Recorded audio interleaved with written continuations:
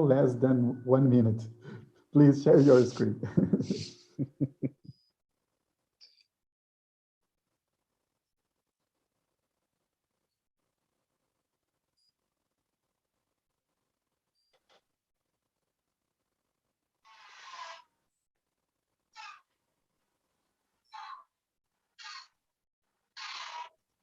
Did it work? Yeah, perfectly.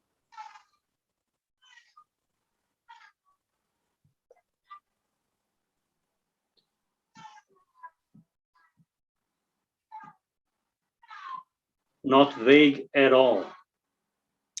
Very precise.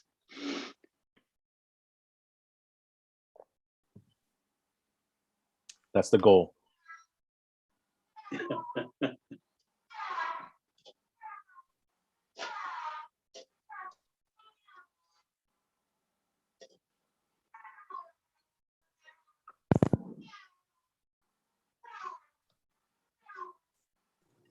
Shall we start or? Yes, please. So, ladies and gentlemen, let me introduce Professor Luis Oliveira. Luis received his PhD from the University of Massachusetts Amherst. Currently, he's assistant professor at the University of Houston in the United States and a collaborating professor at the Federal University of Ouro Preto in Brazil. He works in theology, ethics, and philosophy of religion, has published extensively recently, and including topics of skeptical theism and the problem of evil, both in English and Portuguese. Sim, ele fala português. And he's also the director of the Latin Bridges in the Epistemology of Religion, a project generously funded by the John Templeton Foundation. So Luis is both a friend and a partner, and I'm very glad to have him in this conference. So thank you, Luis, for accepting our invitation. Thank you. Thanks, Agnaldo, for that introduction. And thank you to Fabio and Nicola for the invitation and for organizing this event. It's a great pleasure to be here. And I'm sure it will be a great pleasure participating in the other conferences that will be going on today and in the next couple of days. So thanks for having me involved in this. I'm going to talk about Peter Van Inwagen's very well-known response to the problem of evil. There are, very many things to say about the problem of evil, but in a series of papers, Van Inwagen has defended a very specific line of argument that is novel and unusual and interesting in this context. So what I'm going to do here today is I'm going to first place my interest in his work in the context of my interest in the problem of evil in general. I want to tell you a little bit more about how I think of the problem of evil and why I think it's an important problem. And I want to be clear about where in my thinking, in my framework, Van Inwagen's arguments come in and put some pressure on my views. Once I do that, I'll tell you a little bit about the specific move that is distinctive for Van Inwagen. He's going to appeal to the Sorites paradox in a very unique way. And then I'll turn to his work and turn to identifying two different arguments that we can find in Van Inwagen. Most of the discussion of Van Inwagen's work on the problem of evil so far, as far as I know, hasn't been very clear on the distinction between these two arguments. So I'm going to try to take us through a little bit of the text to identify these separate arguments. And in the end, however, I'm going to argue that both arguments fail, even though they're importantly different, and they fail for the same reason. They will have a common problem. So that's the plan for today. I'm going to be reading my paper, and I'm going to be changing the slides as I go along so that you can follow the main points with me. And it should take about 45 minutes, 40 to 45 minutes, and then we can have some discussion of it. If there's any problem or anything that I'm not noticing, Agnaldo, please feel free to step in and call my attention, okay? Okay. Most of us are bothered by much of the suffering that we see. Most of us, in fact, wouldn't think twice before intervening if we could. We would prevent assault and murder, protect limb and life under the rubble of an earthquake, soothe the daily hardships of poorly paid day laborers, abolish the very possibility of painful death by slow disease for innocent young children, and so on. We see no point to much of that kind of senseless pain, and no point to much else besides. There doesn't seem to be anything, as far as we can tell, that would justify us in permitting all of that to continue to go on, especially at the rate and scope that it does daily, if we had the power to make it stop. Our ordinary experience of the world, that is filled with instances of what we can call apparently pointless evil. This is not to say that all or any of this evil is in fact pointless. Maybe it just seems so from our limited perspective.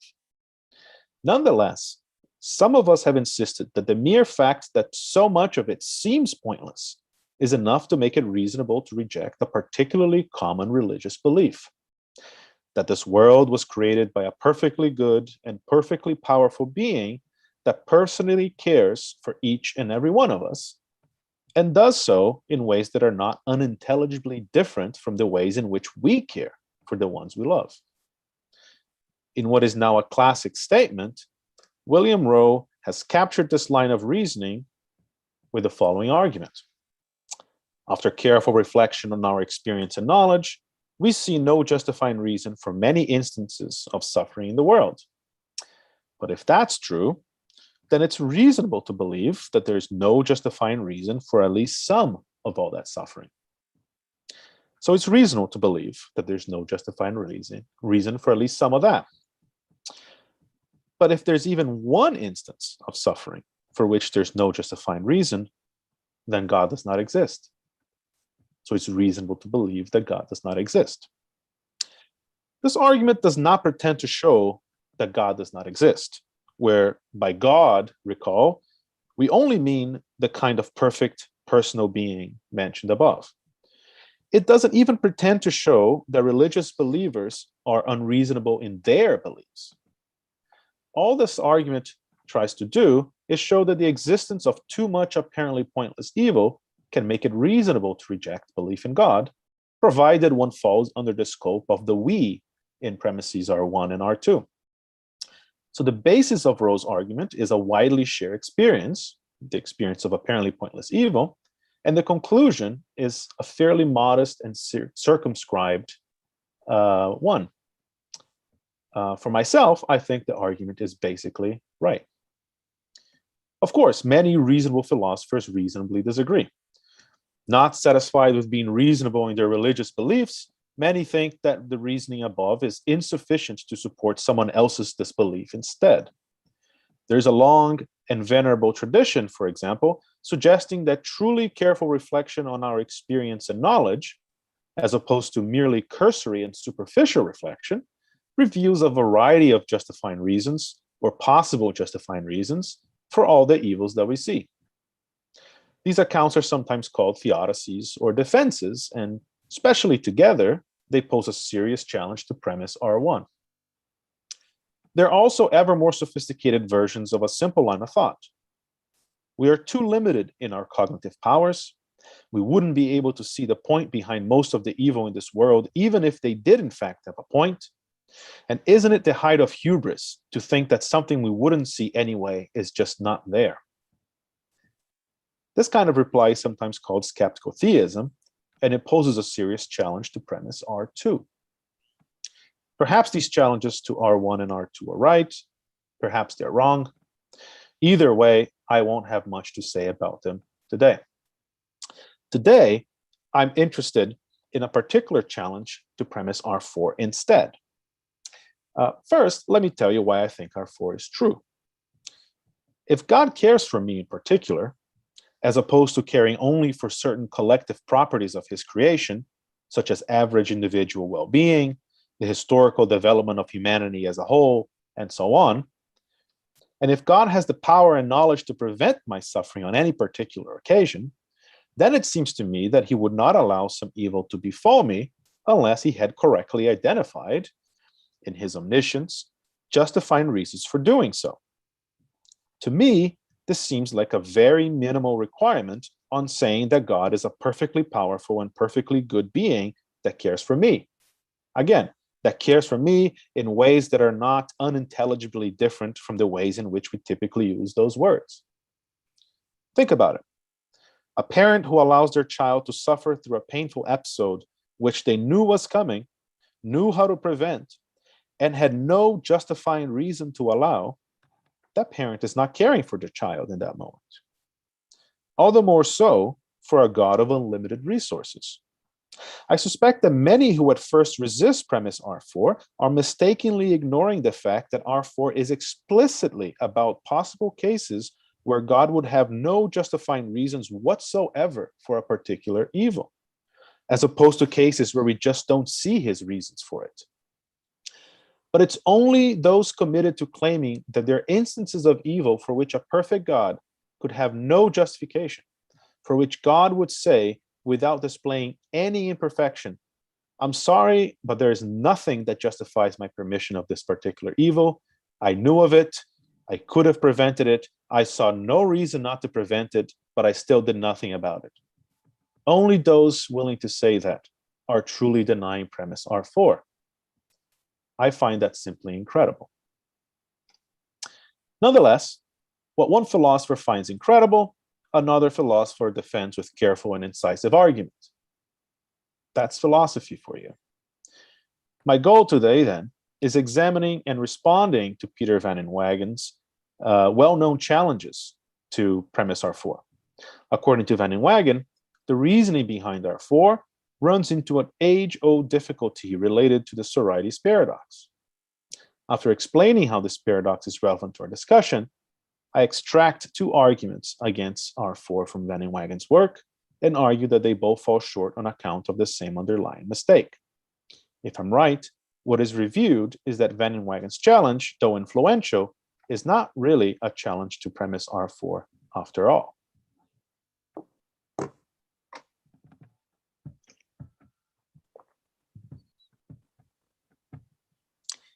Before discussing van Inwagen's arguments against R4, we should clarify some of the background material that they will presuppose. What is at stake here is the impact of the Sorites paradox on the principles we use in practical reasoning. Instances of the Sorites paradox arise whenever our language makes use of vague predicates. For our purposes, it will suffice to say that vague predicates are those that satisfy the following condition. For any A that is or is not F, small changes in A do not affect whether A is or is not F. If a predicate F satisfies tolerance, then it is hard to tell exactly where to draw a line between cases where F is applicable and cases where F is not. This doesn't mean that there aren't clear cases where F applies and clear cases where it doesn't. What it means is that there will be borderline cases. Cases where it is hard to tell whether F applies or not. Consider the predicate being bald. Take anyone with any amount of hair. Whatever you say regarding them being bald or not, that assessment will not change with the addition or subtraction of just one single hair. That's because the predicate being bald satisfies tolerance. Consequently, it is hard to tell exactly where to draw a line between those people whom we would call bald and those whom we would not. And consequently, there are groups of people of whom it is hard to tell if they are or are not bald. There are, that is, borderline cases of baldness. All of this should be uncontroversial. But to see how vague predicates such as being bald lead us into paradox, consider what seems to be a flawless piece of reasoning. Pick any vague predicate f, such as being bald. Take the notation fa sub n minus 1, fa sub n, fa sub n plus 1 to indicate borderline cases subject to toleration. If f applies to a sub n, then it applies to a sub n minus 1 and applies to a sub n plus 1 as well. If it does not, then it does not. Now take a 0 to be a clear case where f does apply, someone without a single hair, for example. And take a 1000 to be a clear case where f does not apply, someone with a full head of hair, for example. All we need now is our trusty modus ponens. We start with the very plausible background assumptions that a0 is f, and the assumption that a 1000 is not f. And we proceed by noticing that if a0 is f, then a1 is f as well, and so on, until we reach the conclusion that if a999 is f, then a1000 is f as well. Well, by applying multiple instances of modus ponens, we get to the conclusion that a1000 is f. And by conjoining that with our beginning assumptions, we get the contradictory conclusion that a1000 both is and is not f. This is what we can call a Sorites argument, reasoning through small and innocuous changes straight into a contradiction. In most cases, though maybe not all, we think that something has gone wrong if we reach a contradiction. The suggestion that someone with a full and flowing head of hair both is and is not bald, at least, certainly seems false. But where did our reasoning go wrong? Nowhere, it seems. We seem to have flawless reasoning leading to an unmistakable falsehood. That's the paradox. Much has been written about the Sorites paradox, but our interest here is not in the details of that paradox itself. Rather, our interest is in Van Inwagen's claim about the impact of that paradox on practical reasoning. Much of our practical reasoning, though again, not all, proceeds via the application of general principles to particular cases. From our acceptance of some general rule, combined with the features of our circumstances, we derive a more particular prescription. Suppose I tell myself that I shouldn't eat sugar for a week. After examining the label of a certain protein bar, I then decide that it's okay to eat it. When I proceed in this way, it is because I have concluded, tacitly in most cases, that this behavior is permitted by some principle I endorse. In other words, I have concluded that this behavior is not a violation of the principle, or that the principle does not prescribe that I don't do this. This kind of principle-based practical reason is even more explicit in contexts where we are expected to publicly justify our choices. When asked why we decided to do A, for example, raise taxes, lower grades, fire someone, dismiss a motion, and so on, we often reply that doing A was prescribed by some principle, or that some relevant principle did not prescribe against it. This much should be uncontroversial too. Some principles, however, make central use of vague predicates. Suppose George is a dedicated and conscientious groundskeeper. As he waters some lawn in the heat of summer, he is committed to using just the exact amount of water that is necessary for the health of the grass. George is guided, in other words, by the following principle. If n amounts of water are necessary for the health of the lawn, then I ought to provide the lawn with at least n amounts of water. If n amounts of water are not necessary for the health of the lawn, then I ought to not provide the lawn with n or n plus amounts of water. But now suppose plausibly that some amount of water is obviously necessary for the health of the lawn. For example, 5 gallons. By W, it then follows that George ought to provide the lawn with at least 5 gallons of water. Similarly, suppose that some amount of water is obviously not necessary for the health of the lawn, for example, 100 gallons of water. By W, it then follows that George ought to not provide the lawn with 100 gallons of water. The problem, however, is that the predicate is necessary for the health of the lawn is vague. And this means, recall, that small changes in the target of the predicate do not alter the appropriateness of its application. Take any amount of water, that is, and whatever you say regarding it being necessary or not for the health of the lawn, that assessment will not change with the addition or subtraction of just 1 fluid ounce. But this, alas, is a recipe for disaster. Consider this bit of Sorites reasoning, then, from our dedicated and conscientious groundskeeper. 5 gallons of water are necessary for the health of the lawn, and 100 gallons are not. Well, if 100 gallons of water are not necessary, then 99 gallons and 127 ounces are also not necessary for the health of the lawn. And once again, we can repeat each of these steps until we get to the conclusion that 5 gallons of water are not necessary for the health of the lawn, which is false, and when conjoined with our starting background beliefs, yields the contradiction that 5 gallons of water both are and are not necessary for the health of the lawn. As we have seen, this is flawless reasoning. Paradoxical, yes, but flawless nonetheless. But if W is true, if the principle, the practical principle is true, then it follows that George both ought to provide the lawn with 5 gallons of water and ought to not provide the lawn with 5 gallons of water. Disturbingly, we have now derived contradictory prescriptions from the very same principle, owing to the centrality of its use of a vague predicate. Principle W, as I will say, is thus subject to practical soritification. The valid derivation of a false prescription from a principle by way of Sorites reasoning alone. This certainly seems like a bad thing. According to Van den Wagen, in fact, practical soritification is a reductio ad absurdum of principles like W. This can be so simply because W leads to an absurd prescription we antecedently and justifiably believe to be false, or perhaps because W leads to an absurd prescription that is false by virtue of being contradictory.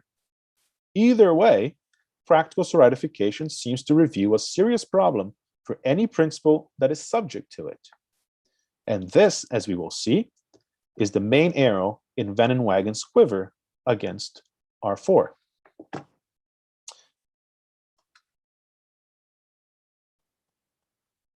Our interest today, recall, is with Van den Wagen's arguments against Rowe's premise R4. If there is even one instance of suffering for which there is no justifying reason, then God does not exist. There are 2 such arguments. One argument is what I will call the direct argument. Since its premises do not depend on anything else one believes about the problem of evil and its potential resolution. I will call the other argument the indirect argument, since its premises do depend on a particular theodicy that Van den Wagen offers as a plausible account of God's reasons for much of the evil that we see. These 2 arguments have not been clearly distinguished in the literature around Van den Wagen's work, so I will extract and state these arguments clearly in this section, and in the next section, I will argue that they both fall prey to the same, hitherto unidentified defect. Here's the version of premise R4 that Van den Wagen puts in the mouth of his atheist character. In his 2006 book on the problem of evil, Van den Wagen shifts between talking in his own words to talking through the mouth of 2 characters. One character he calls the theist, another character he calls the atheist. So I'll try to highlight when Van den Wagen is not speaking for himself here. He puts this in the mouth of his atheist character when she is offering an argument explicitly modeled on William Rowe's argument. If a morally perfect, this is premise R4 star, if a morally perfect creator could have left a certain horror out of the world he created, and if the world he created would have been no worse if that horror had been left out of it than it would have been if it had included that horror, then the morally perfect creator would have left the horror out of the world he created, or at any rate, he would have left it out if he had been able to.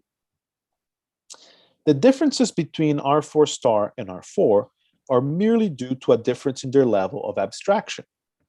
R4 tells us that a perfect God cannot coexist with, quote, unjustified evil. R4 star, however, unpacks the notion of an unjustified evil with a particular normative framework. The idea here, in other words, is that if a morally perfect creator could have left a certain horror out of the world he created, and if the world he created would have been no worse if that horror had been left out of it than it would have been if it had included that horror, then that horror that we're talking about would be an unjustified evil. If this is not what R4 star means to say, that is, if its antecedent merely aims to state one possible justifying reason amongst many others, then its consequent is obviously false. But why should we think that R4 or R4 star are true? As Van Inwagen puts it, through his character the theist, quote, I believe there is really just one moral principle that it would be plausible to appeal in defense of R4. This is the moral principle. If one is in a position to prevent some evil, one should not allow that evil to occur, not unless allowing it would result in some good that would outweigh it, or preventing it would result in some other evil at least as bad. Once again, we can get a normatively generic version of the moral principle if we substitute allowing it to occur would result in some good that would outweigh it, or preventing it would result in some other evil at least as bad, with the simpler and generic one had justifying reason for allowing it. And once again, that this must be what the moral principle means to say is evidenced by the fact that it would be obviously false otherwise. Unfortunately, according to Van Inwagen, the moral principle is subject to practical seridification. Van Inwagen shows this by considering an example I will call sentence. Suppose you are an official who has the power to release anyone from prison at any time. Blodgett has been sentenced to 10 years in principle for felonious assault. His sentence is nearing its end, and he petitions you to release him from prison a day early. Should you? Well, the principle says so. A day spent in prison is an evil. Let's suppose that the only good that results from someone's being in prison is deterrence of crime. Obviously, 9 years and 364 days spent in prison is not going to have a significantly different power to deter felonious assault from 10 years spent in prison. So, no good will be secured by visiting on Blodgett that last day in prison. And that last day spent in prison is an evil. The principle tells you, the official, to let him out a day early. The problem now is that the same reasoning can be repeated over and over, since the predicate is necessary for deterrence is vague. As Van Inwagen puts it, quote, a moment's reflection shows that if this is true, as it seems to be, then the moral principle entails that Blodgett ought to spend no time in prison at all. The kind of reflection Van Inwagen has in mind here is precisely of the kind we considered in the previous section.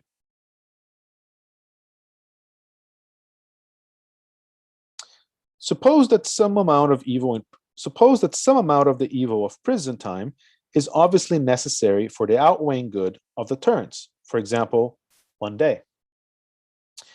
By the moral principle, it then follows that the official in sentence ought to sentence Blodgett to at least 1 day in prison.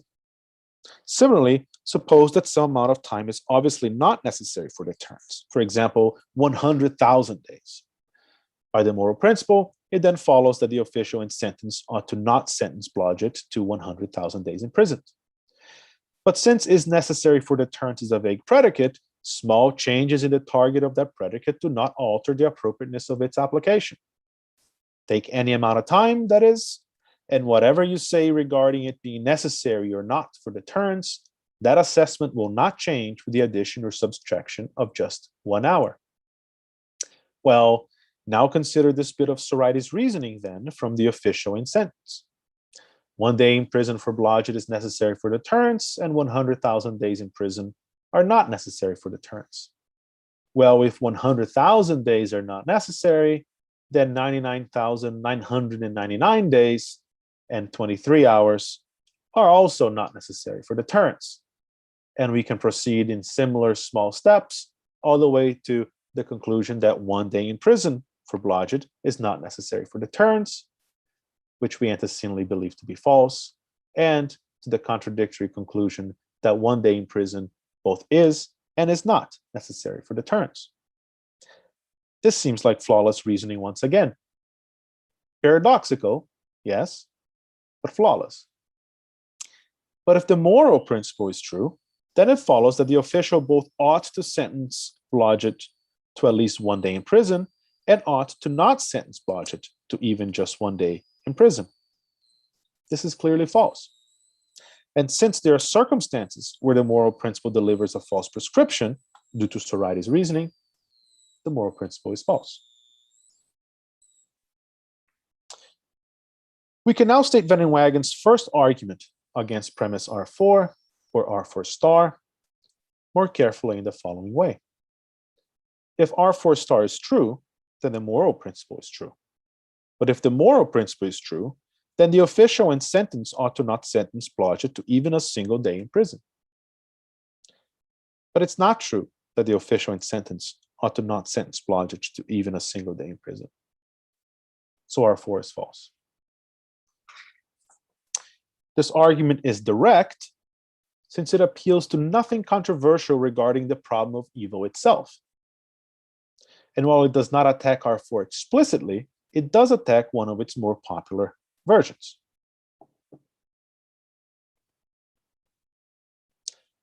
Van Inwagen's indirect argument, on the other hand, appeals to a particular account of God's reasons for allowing evil.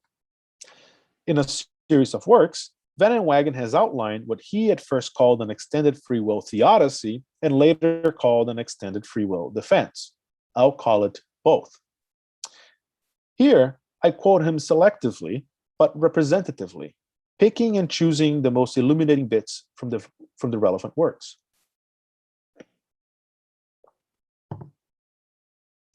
Part of the goodness of the world is that it contains self-aware beings capable of abstract thought and love, and having the power of free choice between contemplated alternative courses of action.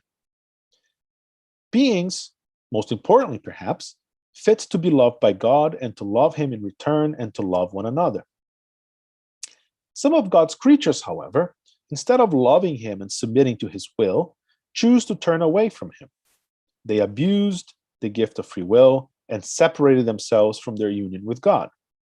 In turning away from God, our ancestors ruined themselves. They became unable to turn back to him of their own power. But God has not left his creatures to their misery.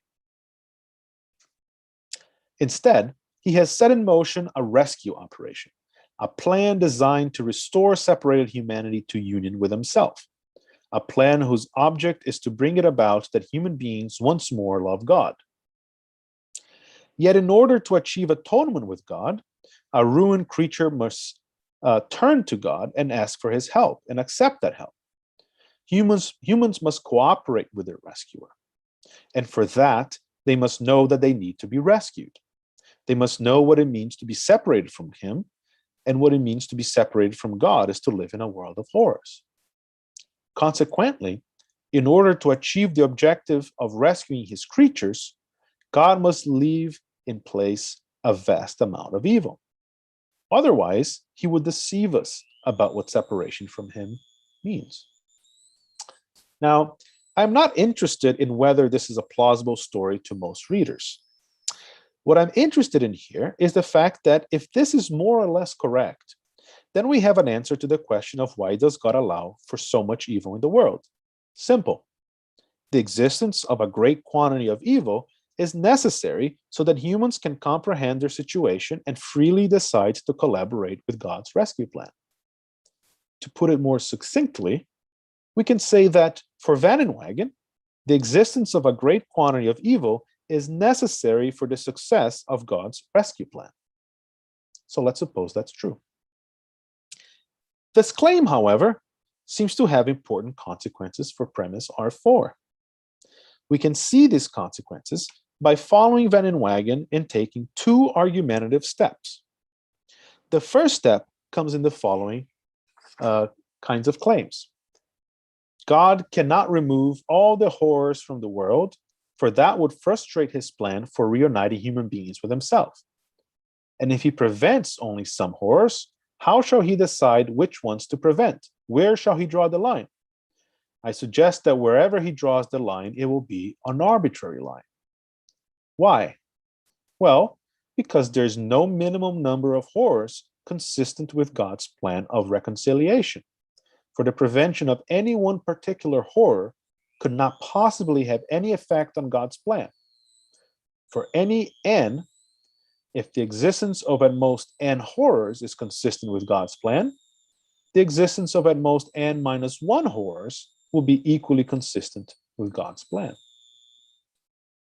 In other words, Van Inwagen is here telling us that there is no minimum amount of evil that is necessary so that humans can comprehend their situation and freely decide to collaborate with God's rescue plan. Elsewhere, this is often referred to as Van Inwagen's no minimum claim. The second step comes in the following claims. These are from different papers making the same connection. If there's no minimum of evil that would serve God's purposes, then one cannot argue that God is unjust or cruel for not getting by with less evil. I have argued elsewhere that for any amount of suffering that somehow serves God's purposes, it may be that some smaller amount of suffering would have served them as well. It may be, therefore, that God has had to choose some amount of suffering as the amount contained in the actual world, and could, consistently with his purposes, have chosen any of a vast array of smaller or greater amounts, and that all of the members of this vast array of alternative amounts of suffering are morally equivalent. Or finally, if the story is true, much of the evil in the world is due to chance. According to the story I have told, there is generally no explanation of why this evil happened to that person. What there is an explanation of why evils happen to people without any reason. And the explanation is that is part of what being separated from God means. It means being the playthings of chance. It means living in a world in which innocent children die horribly, and it means something worse than that. It means living in a world in which innocent children die horribly for no reason at all.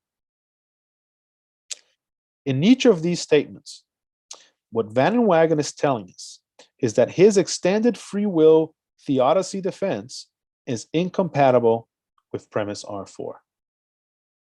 If the story is true, then there must be instances of evil that occur for no reason at all, since any amount that fits God's purposes will be such that eliminating some particular evil would not frustrate those purposes, and since the attempts to eliminate all such evils, all evils that are not necessary, would in turn indeed frustrate his purposes. So we can now state Van Inwagen's second argument against premise R4 more carefully in the following way. There is no minimum amount of evil that is necessary for the success of God's rescue plan. If there is no minimum amount of evil that is necessary, then there must be instances of evil that occur for no reason at all. If there must be instances of evil that occur for no reason at all, then premise R4 is false. So premise R4 is false. This argument is indirect since it appeals to substantive views regarding the problem of evil. In this regard, Premise V4, for example, has attracted some attention. In a series of papers and replies, Jeff Jordan has challenged Van Wagen's no minimum claim. The resulting picture of God's relationship to his creation, moreover, has also been criticized by Klaus Cray as depending on the dubious rationality of satisficing. For our purposes here, I will presume that some of the replies to these concerns are sufficient to make them go away. I want us to look at something else.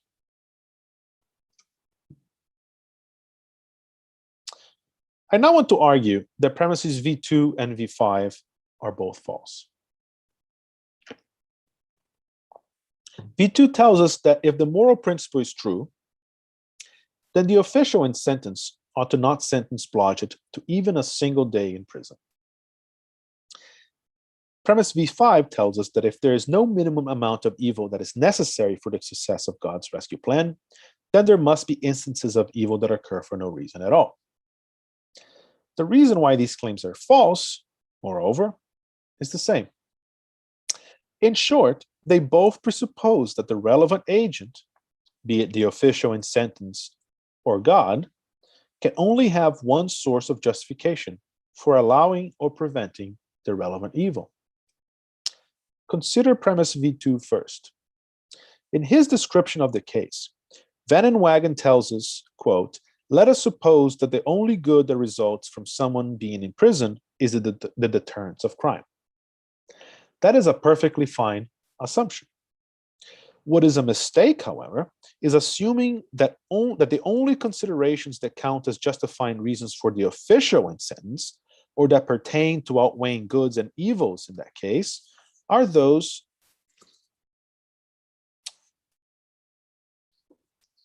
I got lost here.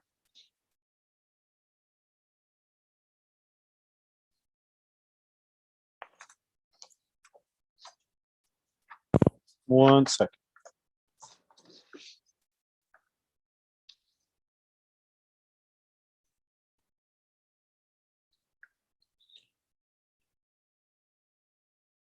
That's a perfectly fine assumption.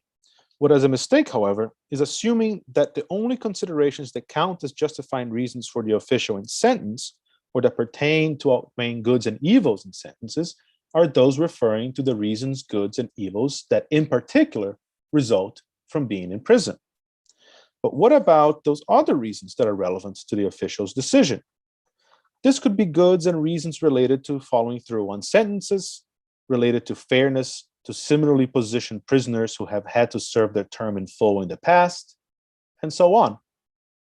The problem, in other words, is not the simplifying assumption that Van Wagen worries about, that there is just one good relevant to incarceration, but rather the assumption that there is just one good relevant to my decision about what to do regarding the incarceration. The former can be true, while the latter is false.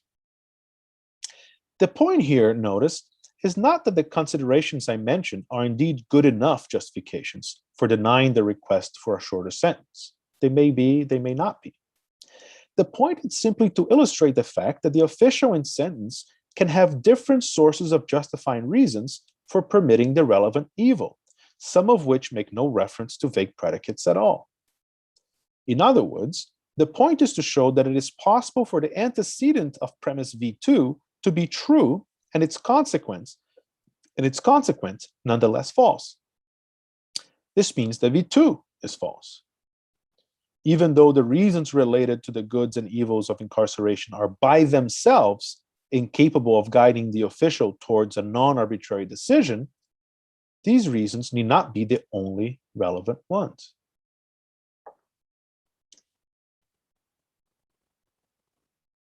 Now consider premise V5.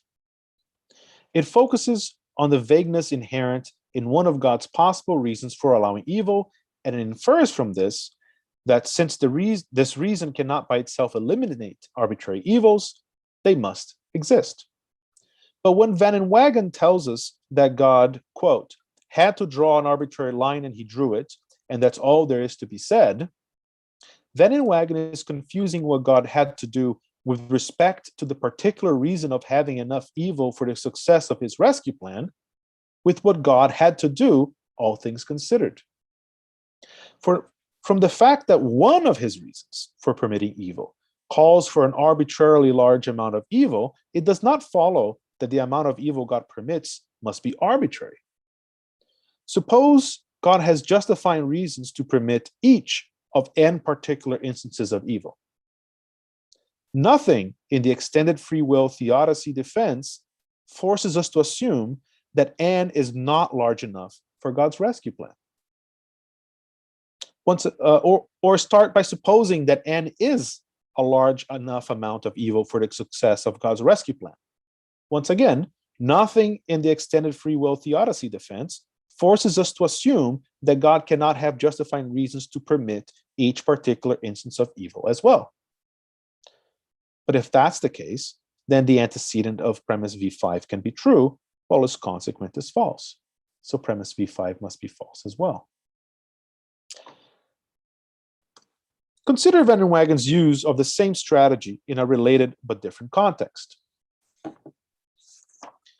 He says, consider Rowe's famous case of a fawn that dies in a prolonged agony of burns that it suffers in a forest fire caused by lightning. God, I concede, could have miraculously prevented the fire, or miraculously saved the fawn, or miraculously caused its agony to be cut short by death.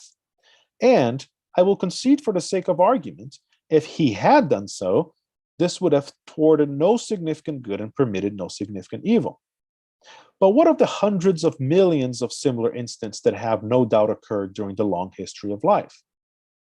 Well, I concede he could have prevented any of them, or any two of them, or any three of them, and so on, without thwarting any significant good or permitting any significant evil. But could he have prevented all of them? No, not without causing the world to be massively irregular. And of course, there's no sharp cutoff point between a world that is massively irregular and a world that is not. There is, therefore, no minimum number of cases of intense suffering that God could allow without forfeiting the good of a world that is not massively irregular. What is particularly noteworthy in this passage, for my present purposes, is the conceded stipulation that all the instances of evil being presently considered are truly pointless. They serve no good and their prevention causes no evil.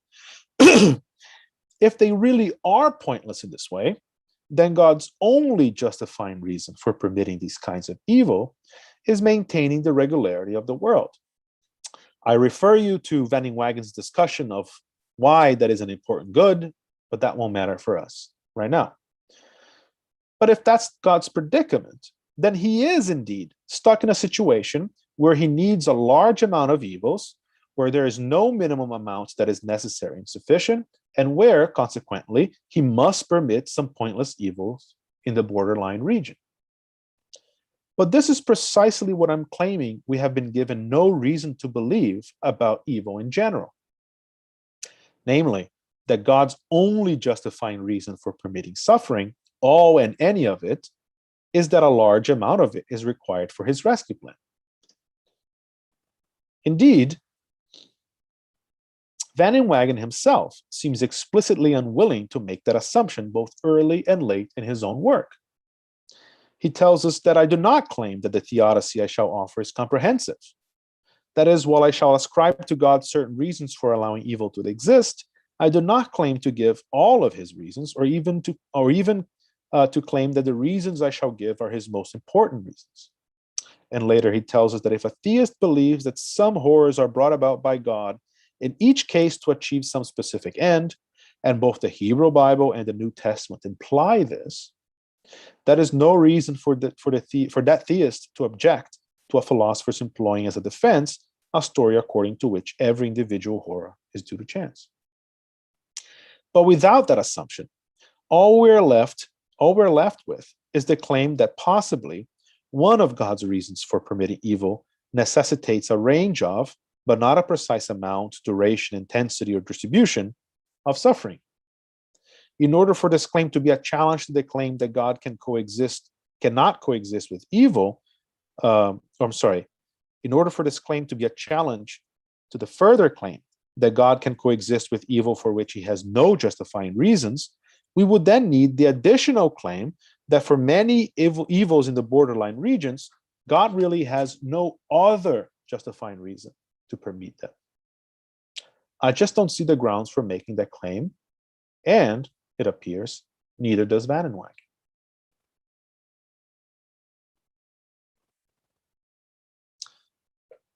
So let me summarize what I've just said. Premise R4 in William Rowe's argument tells us that God must have a justifying reason for each and every instance of evil. And while Van den Wagen identifies an important worry for principles appealing to vague predicates and succeeds in showing that some of God's possible reasons employ vague predicates in potentially problematic ways, he nonetheless fails to show that these concerns materialize as problems for premise R4. The unifying mistake, once again, is presupposing that the relevant agent, be it the official in sentence or God, can only have one source of justification for allowing or preventing the relevant evil. But we have been given no reason to presume as such, and indeed have reasons to resist that presumption. But without it, Van den Wagen's arguments fall apart. Thank you.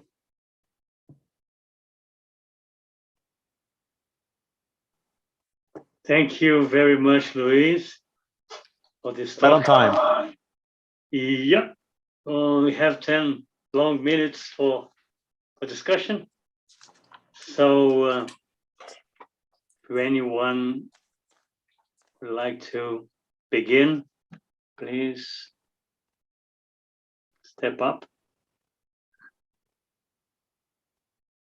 Giselle, do you know anyone, any question from YouTube or something? I'm going to see right now. Great.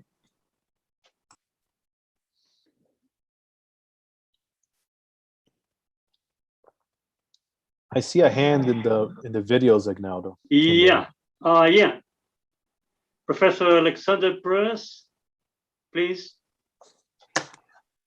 Yeah, so this is very nice. I'm wondering whether you've thought about whether there are ways of modifying, say, the Blodgett case so as to avoid the problem. Like, so, you mentioned that, there may be issues of justice to other prisoners. Well, we can suppose there are no other prisoners. This is the only criminal in the history of humankind, or the first one ever, or something like that. And it seems to me for some of the other reasons, you can just try to modify the case. Do you have some reason to think that there's like no way of modifying the case to make it work? No, I haven't thought about that possibility, actually. And presumably, you're right, presumably if we can find any kind of possible situation where we could derive the problematic result here, that would be enough to rescue Van den Wagen's challenge to the moral principle. It's unclear to me, thinking immediately at least, that we could come up with some such case. And the reason for that is, and this is a point I haven't discussed in this presentation, but I think it's relevant, is, you see this in relation to the kind of structural theodicies that people like Bill Hasker, for example, like to offer. The very fact that what is needed is a general principle, it seems, can stand as a justifying reason for very particular decisions that are not, that a reason that is not based on a direct consequence of the instance itself, but rather still a reason for making the decision that you're going to make. So, for example, in the case, imagine a case like Blodgett's, where there's nothing I can point to regarding the particular day, the evil of that particular day that Blodgett will have to endure. But knowing of the problem of soratification, knowing that I need, sentences need to be of some arbitrarily long time and so on, I decide to give X amount of time in the sentence for the reason that a large amount of time is required, and an arbitrarily large amount of time is required, and 10 years is close enough, or 10 years is a round number is more effective for deterrence, or something along those lines. Reasons that can be reasons for my decision, even though they're not reasons that are governed by the good that is promoted by incarceration. So my sense here is that we could finagle in any of such cases. This is the general point, right? You can finagle in any of these cases a reason for my decision that is not coming from the good of incarceration itself, right? Now, you're right that we would have to look for in each possible modification how to craft that reason, what would be a plausible suggestion there. But that's my my intuition here. Yeah, Alex. Yeah. So that's interesting. I guess one other thing that would have to be done along with that is to make sure that those reasons are not themselves subject to Sorites issues, right? Yeah. So if sentences are sort of in that society are not like set to specific round numbers of years, but sort of are more random looking, as seems to be the case in life, right? If diseases are not how long people suffer from diseases and so on. It's not like a round number that, like, from COVID it's exactly 10 days, and from cancer it's exactly 100 and so on. But right. but they're sort of more messy.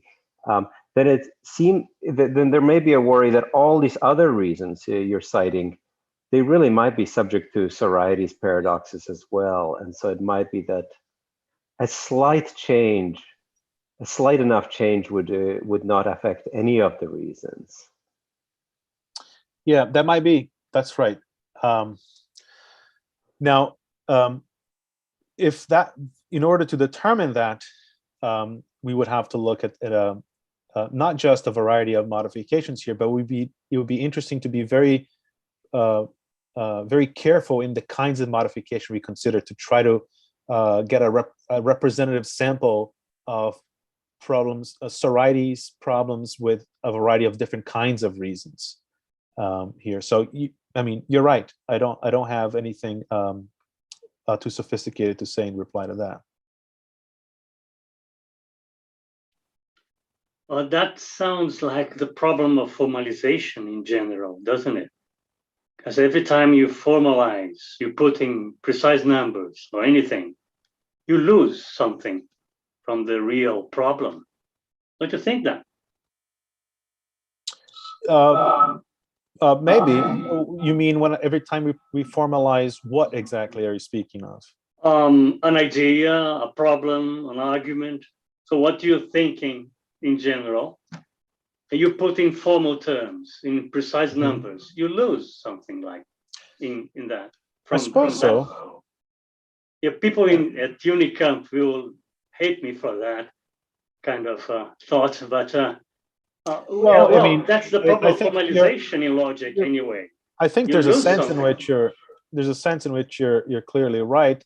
I think it's more interesting to think about whether it's true that every time you formalize and necessarily leave something out, you necessarily leave something out that is problematic to leave out. And that's not clear to me. It seems to me that we can indeed try to be precise, and I'm not being formal here, I'm trying to be precise, but we can be either precise or formal in ways that may leave out certain things without thereby leaving out something that is problematic to leave out. But yeah, you win with precision sometimes, but you lose something as well. Yeah, you have to decide what you leave in, what you leave out. I see another hand here. Yeah, Domingos Faria, please come in. Great talk, Luis. Thank you. I have a small comment about that. Um, I think that invite an argument depends on some particular view or particular theory about vagueness.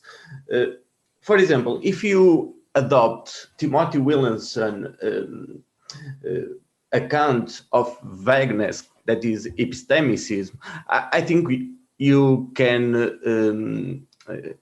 deal with vagueness with Peter van Nieuwenhuizen argument, because you can say that there is a clear case that we don't know, so we can deny. If you adopt epistemicism, we can deny, for example, premise V4 or premise V2, I think. Do you agree that Peter van Nieuwenhuizen seems to depend his argument from some kind of particular view about vagueness? I think so. Yeah, certainly.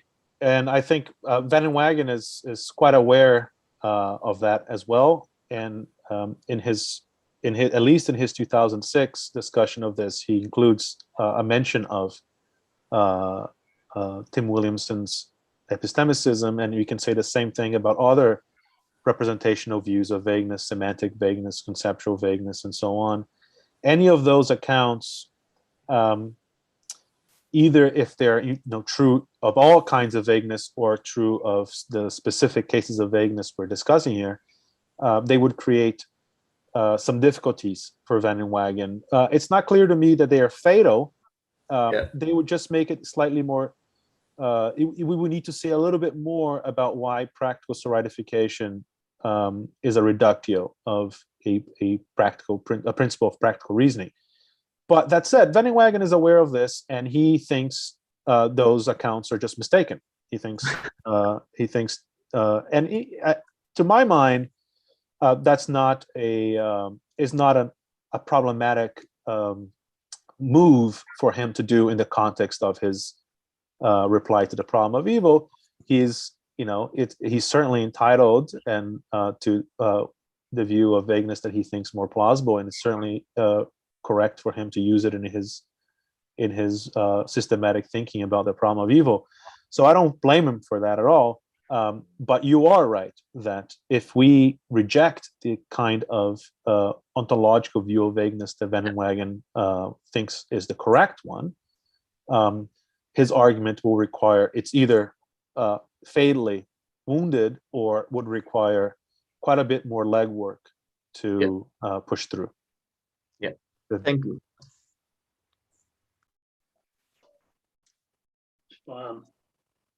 Thank you, Domingos. I don't see any. I think Giselle has a hand up. Any more questions? Oh, yeah, Giselle, that's you. Please, go ahead. Yes, I do. Thank you, Luis, for your presentation. I saw it for the second time, I think. The first in Portuguese, the second one now in English. Luis, I remember... Was either of those convincing? Yes, both were quite convincing. But I'd like to hear from you a related question. Luis, so you think that in the end, Rowe's argument is enough as a debunker of theism? I remember from the previous presentation, I think you affirmed that to me. I can't remember right now. I wouldn't say that's a debunking argument for theism. Okay. Yeah, as I said carefully in the beginning of this paper, my understanding of this argument is fairly the conclusion is fairly circumscribed. It's merely attempting to show why it can be reasonable for someone to believe that God does not exist for these particular reasons. It does not say anything about debunking. The reasonability of other people's religious beliefs. It does not say anything about, in particular, it doesn't say anything about the reasonability of other people's beliefs. So I don't think of a debunking argument of any kind. I don't think it shows that God doesn't exist or that it's unreasonable for you to believe that God exists, and so on. It just shows that if you fall under the scope of the we in premises 1 and 2, then it can be reasonable for you to believe that God does not exist.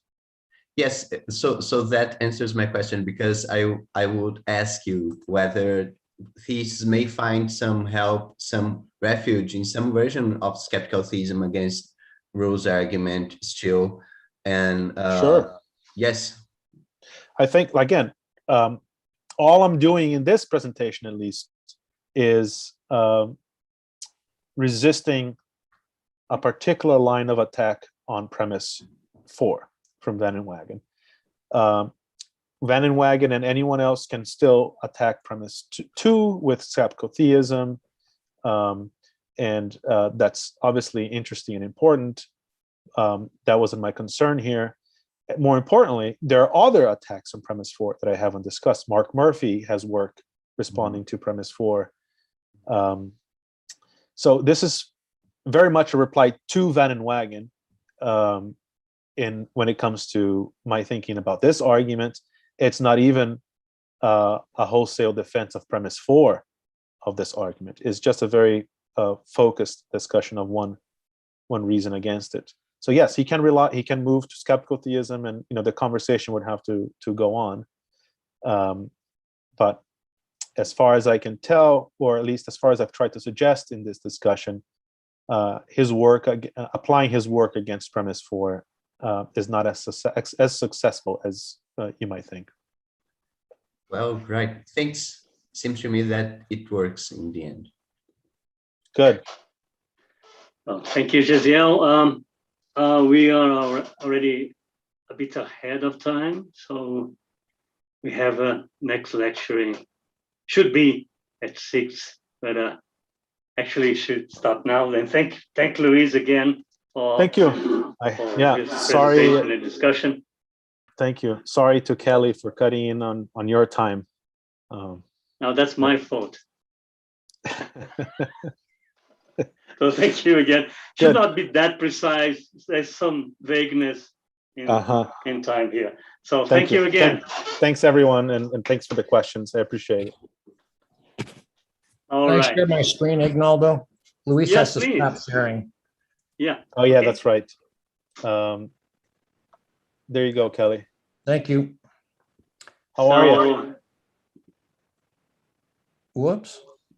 So I'm seeing you, but not your.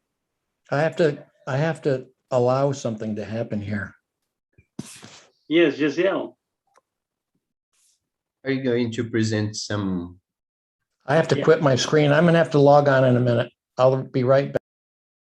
Okay. Yeah. You left us for a while. Is there Backing. Jaziel or Fabio or Agnaldo? There's been a request for me to share my PowerPoint lecture. Is there some centralized person I can send it to that can then share with whoever wants it? Yes, Luis, please send it to me. Sorry, I can share with all participants. Thank you very much. Yeah. Send it to Fabio.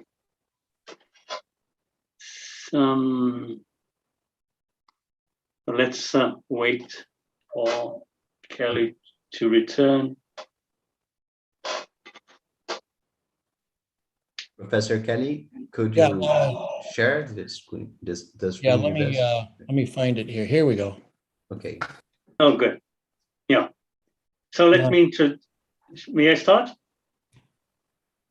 I'm good. Yeah. Okay.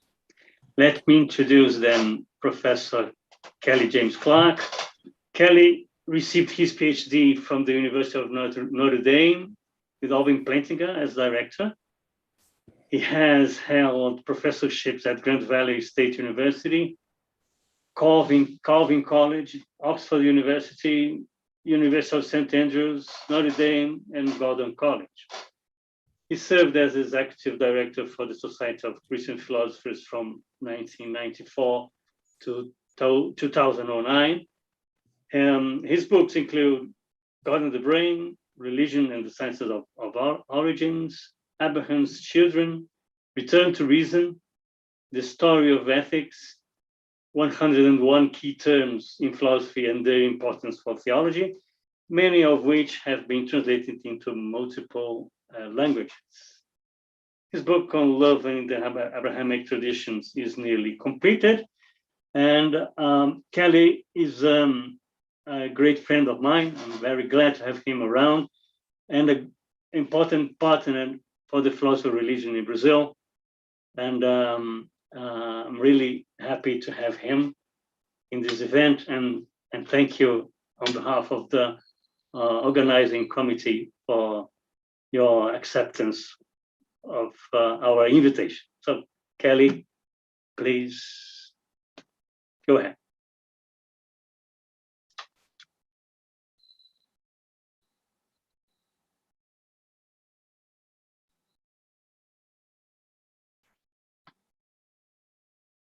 Here we go. Yeah. Got it. All right. Thank you, Agnaldo. It's good as always to see you. He's become my second best Brazilian friend. Luis is my first and has been for a long time. He was, I think I was one of the Appreciate that.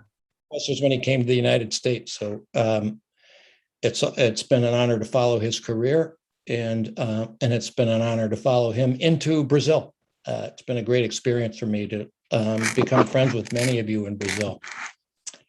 My talk is Christian Love, a Biblical Geography. I'm going to talk here mostly about love for other humans, love that Christians, like humans, should have for other humans. But I think it's important before we talk philosophically about love as Christians, that we get a better fix on what the Bible has to say about it. In fact, I think we would all do better to get a fix on what the Bible has to say about love, and to begin to live accordingly. At any rate, I'm going to dig right in and talk about the God of texts and traditions. I'm going to read this. I don't usually like to read text, but I find it better when I'm speaking to people who are other language users. And I try to have a pretty clear outline here as well, so you should be able to follow along. Gods of texts and traditions. We're often told to love as God loves, but something less often noticed is that in the Christian texts, Old and New, God loves as we love. On the most natural and straightforward reading of the Bible, God is like a father, a mother, a shepherd, a hen, and a fellow sufferer. In just 2 verses, Psalm 18, 2 and 3, King David exalts in God his rock, fortress, deliverer, refuge, shield, horn of salvation, and stronghold. According to the prophet Isaiah, God is the potter and we are the clay, the work of God's hand. And God loves and cares for his children like a father and sometimes a mother. The New Testament is likewise replete with human-like metaphors of divine love. For example, we read that we are the sheep and God is our shepherd. As shepherd, God cares for us, provides for us, and protects us. In the Gospel of Luke, we read that God is like a shepherd who has 100 sheep.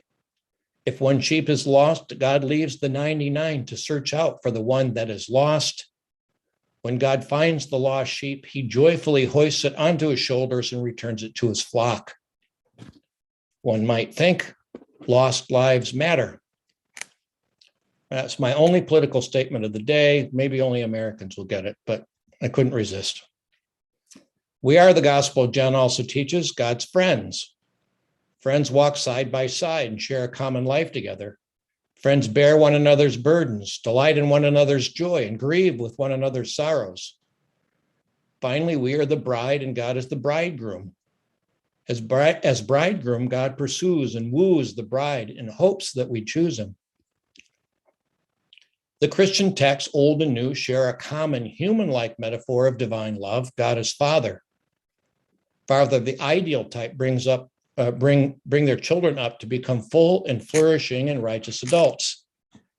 This requires caring discipline and nurturing and forgiving love. Lesser known, but no less significant metaphors of divine love are female images of God. I'll mention two from the Old Testament and one from the New. As a mother comforts her child, so I will comfort you. You shall be comforted in Jerusalem. Can a woman forget her nursing child or show no compassion for the child of her womb? Even these may forget, yet I will not forget you. Jesus said, Jerusalem, Jerusalem, the city that kills the prophets and stones those who are sent to it. How often have I desired to gather your children together as a hen gathers her brood under her wings, and you were not willing. Female images, yes. We stuck in your second slide. Is that right? Yep, you're good. Yeah, I'm sure, not sorry. moving quickly here. Sorry. All right.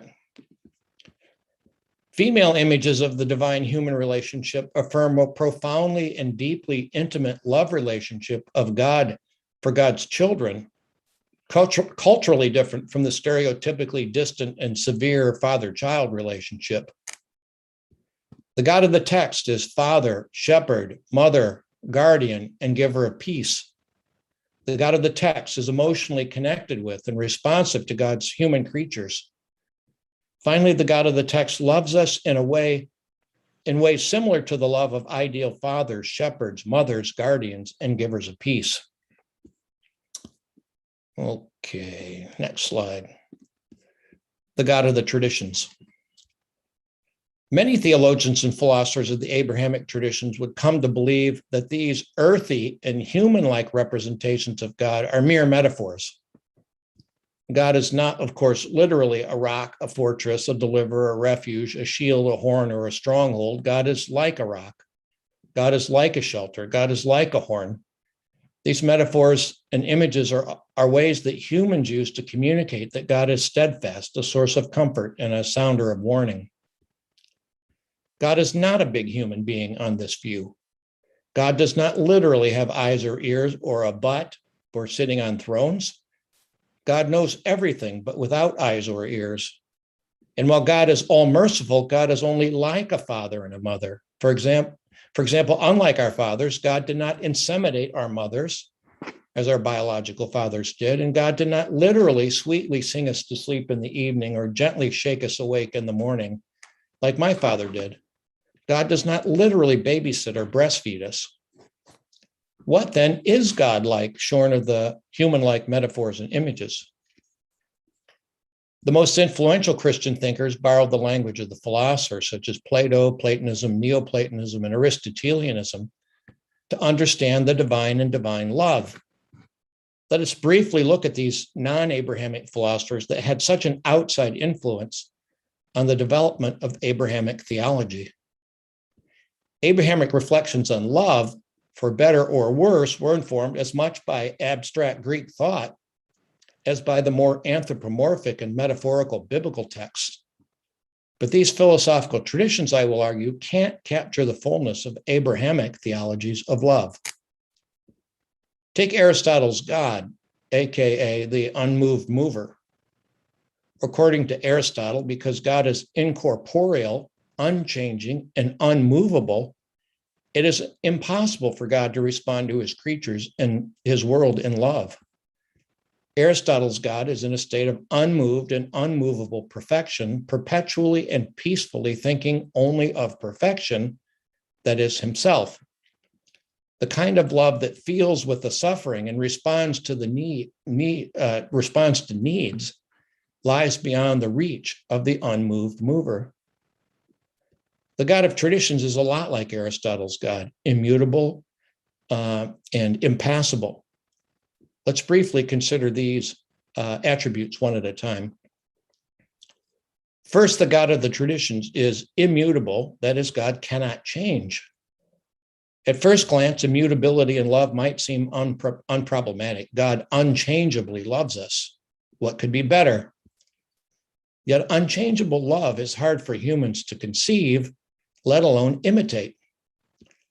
Think about love as commonly understood. Love delights in the joys of the beloved and grieves with them in their sorrows.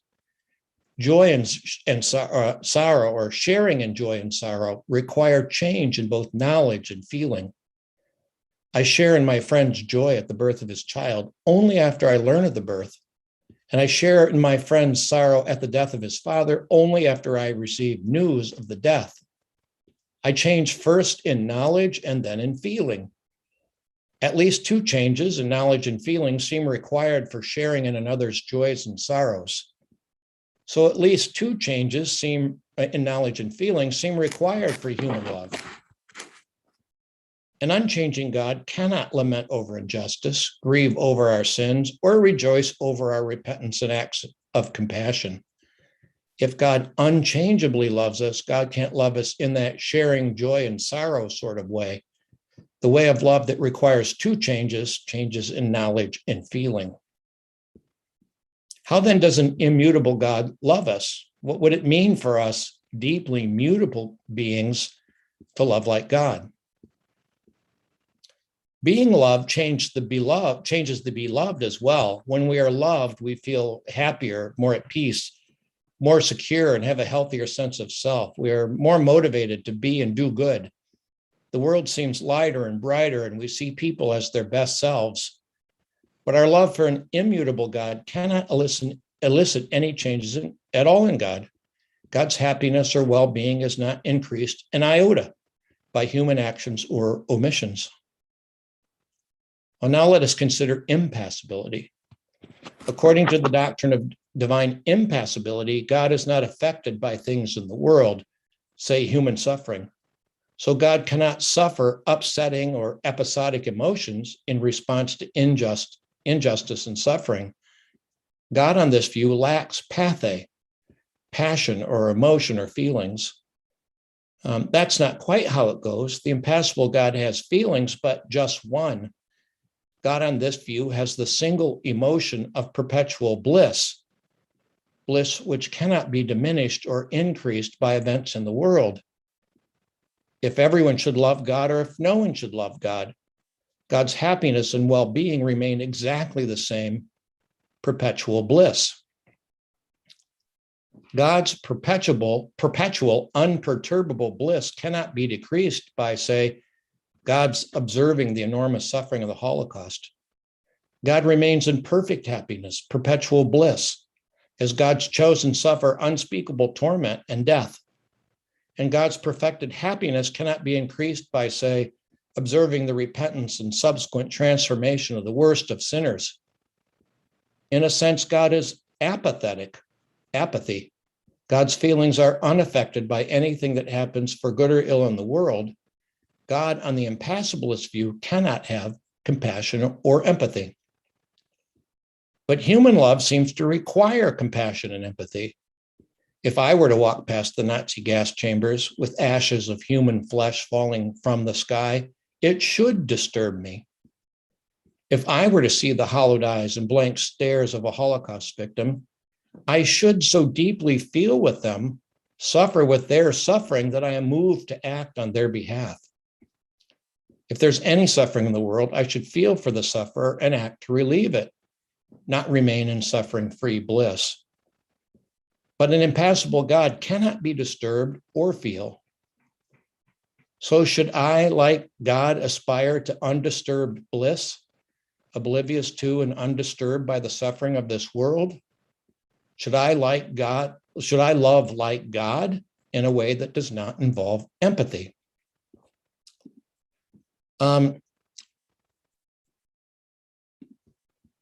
So texts or traditions, which is God more like?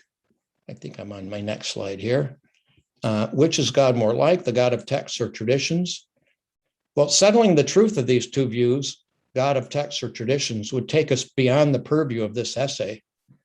I will simply note it is difficult to reconcile more human-like conceptions of divine love that involves empathy and compassion, with a non-human-like abstract view of the God of the traditions. As I proceed, I will rest in rather than resist the human biblical metaphors when it comes to developing an understanding of love.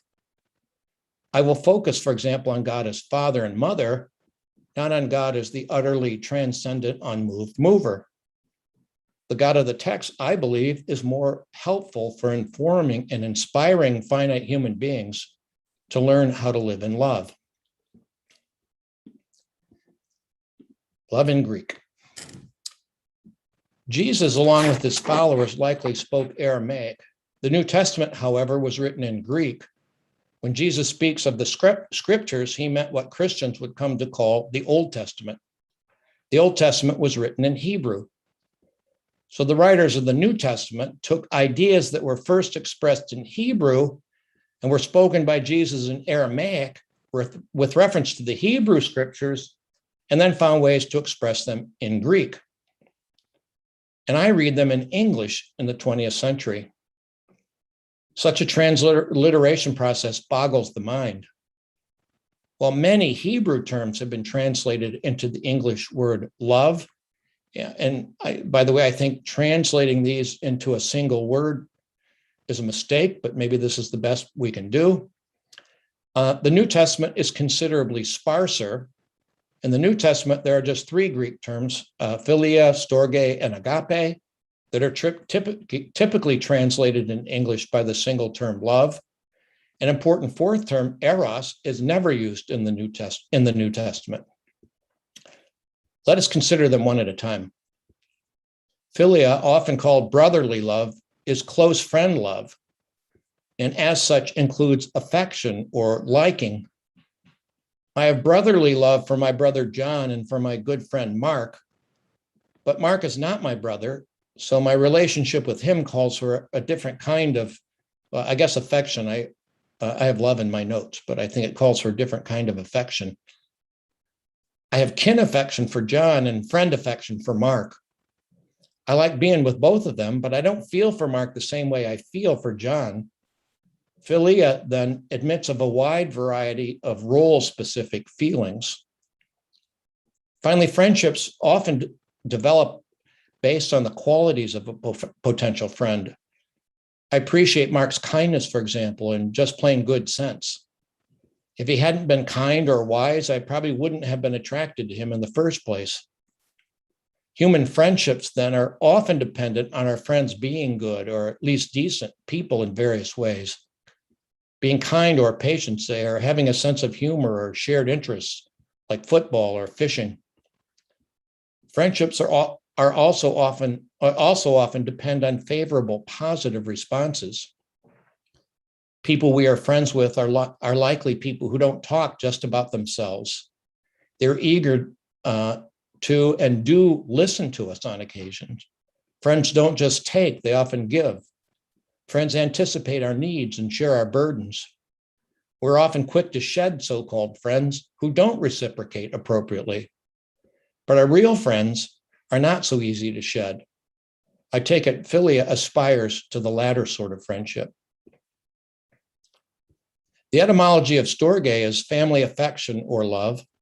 It concerns the natural affective bonds found among biological family members.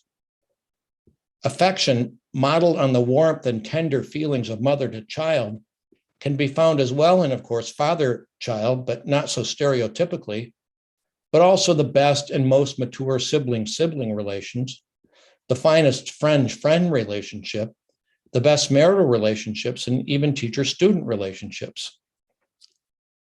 I have a much deeper affection for my children and my brother than I do for any of my friends. And I have a much different sort of love for my children than I do for my wife. I love my children so much that they didn't have to do anything or respond in any particular way to attract me to them and keep me clinging to them. My love for my children is unconditional. If they should develop any annoying qualities, like they did when they were teenagers, or respond to me inappropriately or to their mother, like they did when they were teenagers, I would love them no matter anyway. Such is the sticky stuff of storge, which attaches us to those we love in deep and profound ways. In the New Testament, storge is also used to describe the affection among members of God's family. Agape, love which desires only the good of the beloved, is often taken to be the highest and most godlike form of love in the New Testament. Agape is the pure, willful, sacrificial love that intentionally desires another's highest good. It is not dependent on responses or attributes of the beloved. As such, it is unconditional.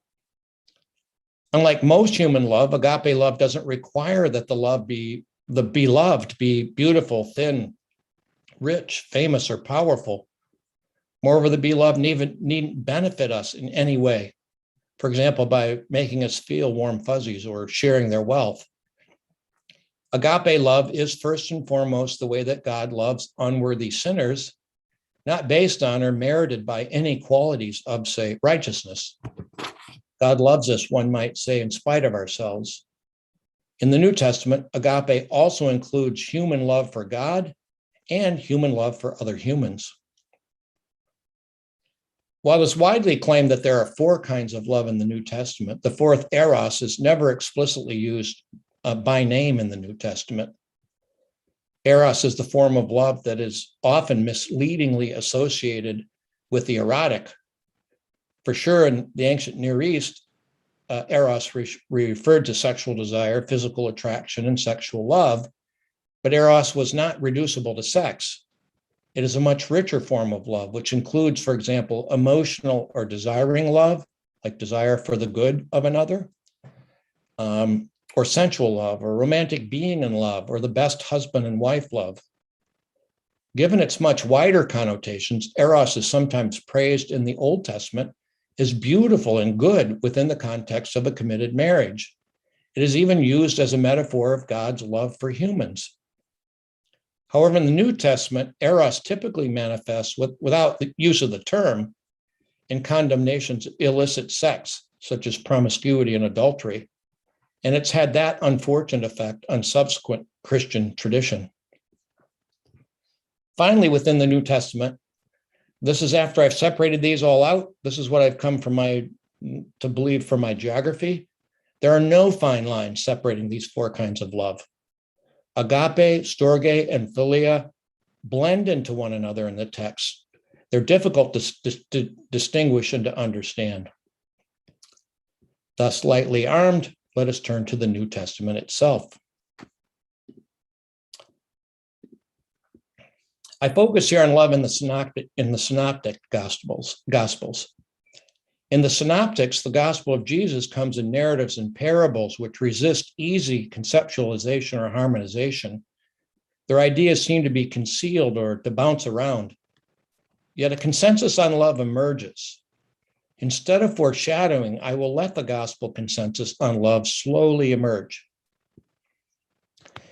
In the synoptics, Jesus proclaimed the gospel, the good news of the near and here kingdom of heaven, God's kingdom on earth. The synoptic gospels speak about the characteristics of the members of God's kingdom and the nature of life within God's kingdom. For example, in the so-called Beatitudes, located at the beginning of an extended teaching on God's kingdom, Jesus says that the poor in spirit, those who mourn, the meek, those who hunger and thirst for righteousness, the merciful, the pure of heart, and the peacemakers, of such are the kingdom of heaven. This passage, which peeks into the heart of the people of God, goes on to describe their flourishing life within the kingdom of God. They will be comforted, inherit the earth, be filled, shown mercy, see God, and become children of God. Peace in the Gospels is when the just and merciful live together with others that are just and merciful. Because compassion invites people in and needs are empathetically anticipated and met, those who hunger and thirst for justice will be filled. A few verses later, we hear the most radical teaching of the kingdom. You have heard it said, you shall love your neighbor and your friend, but I say to you, love your enemies and pray for those that persecute you. Kingdom loving is most essentially marked by love, even of enemies. Just about everybody condemns love of neighbor, and it's easy to see why. In Jesus' time, neighbors were typically those in one's tribe and in one's family and in one's tribe. Those in one's tribe and family are those one could trust to benefit oneself. For example, Jesus probably grew up in a Hebrew village or neighborhood. His friend and family were likely Hebrews, and he worshiped in a synagogue with other Hebrews. From Hebrew family to Hebrew neighbor, one knew who one could trust. Neighbor trust was grounded in mutual benefit. You fix my cart and I'll bake your bread. Stand beside me in battle as I stand beside you. I won't take your spouse if you keep your hands off mine, and so on. Neighbor meant person we can trust, with all the mutual benefits that entails, and vice versa. Surely not the highest form of love. Jesus, on the other hand, commends and even commands love of non-neighbor all the way up to loving one's enemy. Love does not exclude, Jesus is saying. Love includes. Love does not contract, it expands. If it's love at all the way to enemy. Jesus' love takes us out of our comfort zones, away from people like ourselves, and into the bad neighborhoods. Love then invites the feared other to join us in God's kingdom of peace and justice. Neighbor love often fears and even denigrates those outside of one's tribe and nation. Such fears are the root of conflict and war. Acceding to such fears then would prevent or obstruct God's kingdom of peace, which, say the synoptics, both has come and is coming on earth. Kingdom peace on earth requires love's extension even to enemy. While the synoptics don't deny the afterlife, much of their teaching focuses on God's kingdom, both come and coming on earth here and now. Moreover, God's kingdom is a radically inclusive kingdom marked by peace and justice and mercy. Members of God's kingdom are thereby encouraged to cultivate the virtues necessary for their contribution to God's kingdom on earth, humility, for example, and righteousness, mercy, and purity of heart. There's nothing wrong with neighbor love. It's the sort of love appropriate to one's close non-kin. Yet members of one's tribe often find themselves fearing those outside of their tribe or nation or race or religion, and restricting love to kin and neighbor would thwart God's promise to Abraham through his dependence to bless all people. God, who is love, seeks to draw everyone into his kingdom. Those in God's kingdom manifest radically inclusive, self-sacrificial love. Radically inclusive? Jesus repeatedly demonstrates inclusive love. He invites in the poor, the widow, the orphan, the prisoner, the child, the leper, the outsider, the oppressed, and even the enemy. Luke likewise reminds us that love fully developed extends to our enemies. Do good to those who hate you, bless those who curse you, pray for those who abuse you. Everyone, even sinners, loves those who love them, but such love, doing good for those who are good to you, is little more than a quid pro quo economic exchange. Such love is just mutual benefit, a selfish bartering of affection and attention. Only when kingdom love opens one's heart to the enemy is compassion extended, as God promised Abraham, to all flesh. We have a model for God in this highest form of love. God loves us even though we neither deserve God's love nor can benefit God. There's nothing we can give God to merit his love. Humans can't barter with God, yet God loves us, period. So in Luke, we are commanded to love like God. Be merciful, compassionate, just as your Father is merciful. We are to love like God the Father's freely given, ever-expansive, enemy-inclusive way. Two compelling gospel stories reject the restriction of love to tribe: the parable of the Good Samaritan and the story of the Syrophoenician woman. A religious lawyer comes to Jesus and asks, "What must I do to inherit eternal life?" Jesus responds, "You shall love your neighbor with all your heart and with all your soul and with all your strength and with all your mind, and your neighbor as yourself." The self-satisfied, self-important lawyer's self-righteous response, Wanting to justify himself, the lawyer asks, well, who is my neighbor? And Jesus responds with the parable of the Good Samaritan. A person is beaten, robbed, and stripped naked by bandits and left for dead on the side of the road. When two religious leaders pass by, they see the man but ignore him, shifting to the other side. A Samaritan from a group despised by Jews saw the suffering man, took pity, and stopped to help. The Samaritan cares for the man and then takes the man to an inn and promises payment for all of his expenses. Which of these three, asked Jesus, do you think was a neighbor to the man who fell into the hands of the robber? There's something odd here. The neighbor we likely assumed is the man in the ditch. And you would not be poorly served if your takeaway was that neighbor means anyone in need. So go and love everyone in need. But Jesus twists the story to make another point. Jesus asks instead, who was neighbor to the man in need? You might rephrase, who neighbored the man in need? But that would be grammatically awkward, so let's rephrase again. Who cared for the man in need? Who loved the man in need? The person who cares for and loves those in need is the neighbor. Neighbor in this parable is the carer or the lover.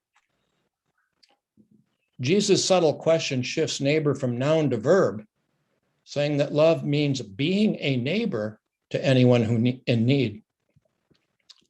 To Jesus' rephrase question, who was neighbor to the suffering man, the stupefied lawyer himself provides the answer, the one who showed him mercy. Neighbor in God's topsy-turvy world is a verb, not a noun. It is love in action. Yet Jesus is not so much offering a definition of neighbor as challenging our willingness to love. Being neighbor is showing mercy. So Jesus states, do likewise. Much is going on here concerning tribe and neighbor. The man who was robbed is likely a Jew. The religious leaders who ignore the suffering man and the cross on the other side are a priest and a Levite. Jewish leaders who are ignoring the clear instruction of the law and the prophet to help those in need. We aren't told why they crossed the road. We aren't told how they could look into the eyes of the needy man and then turn away. Perhaps they were tired or busy. Perhaps they feared being set upon by the robbers themselves. Maybe they thought the suffering man ritually unclean. Whichever reason, they scurried away, even as they looked into the eyes of a fellow Jew and a suffering human. Between complacency and fear lie a million excuses not to show mercy, be a neighbor to those in need.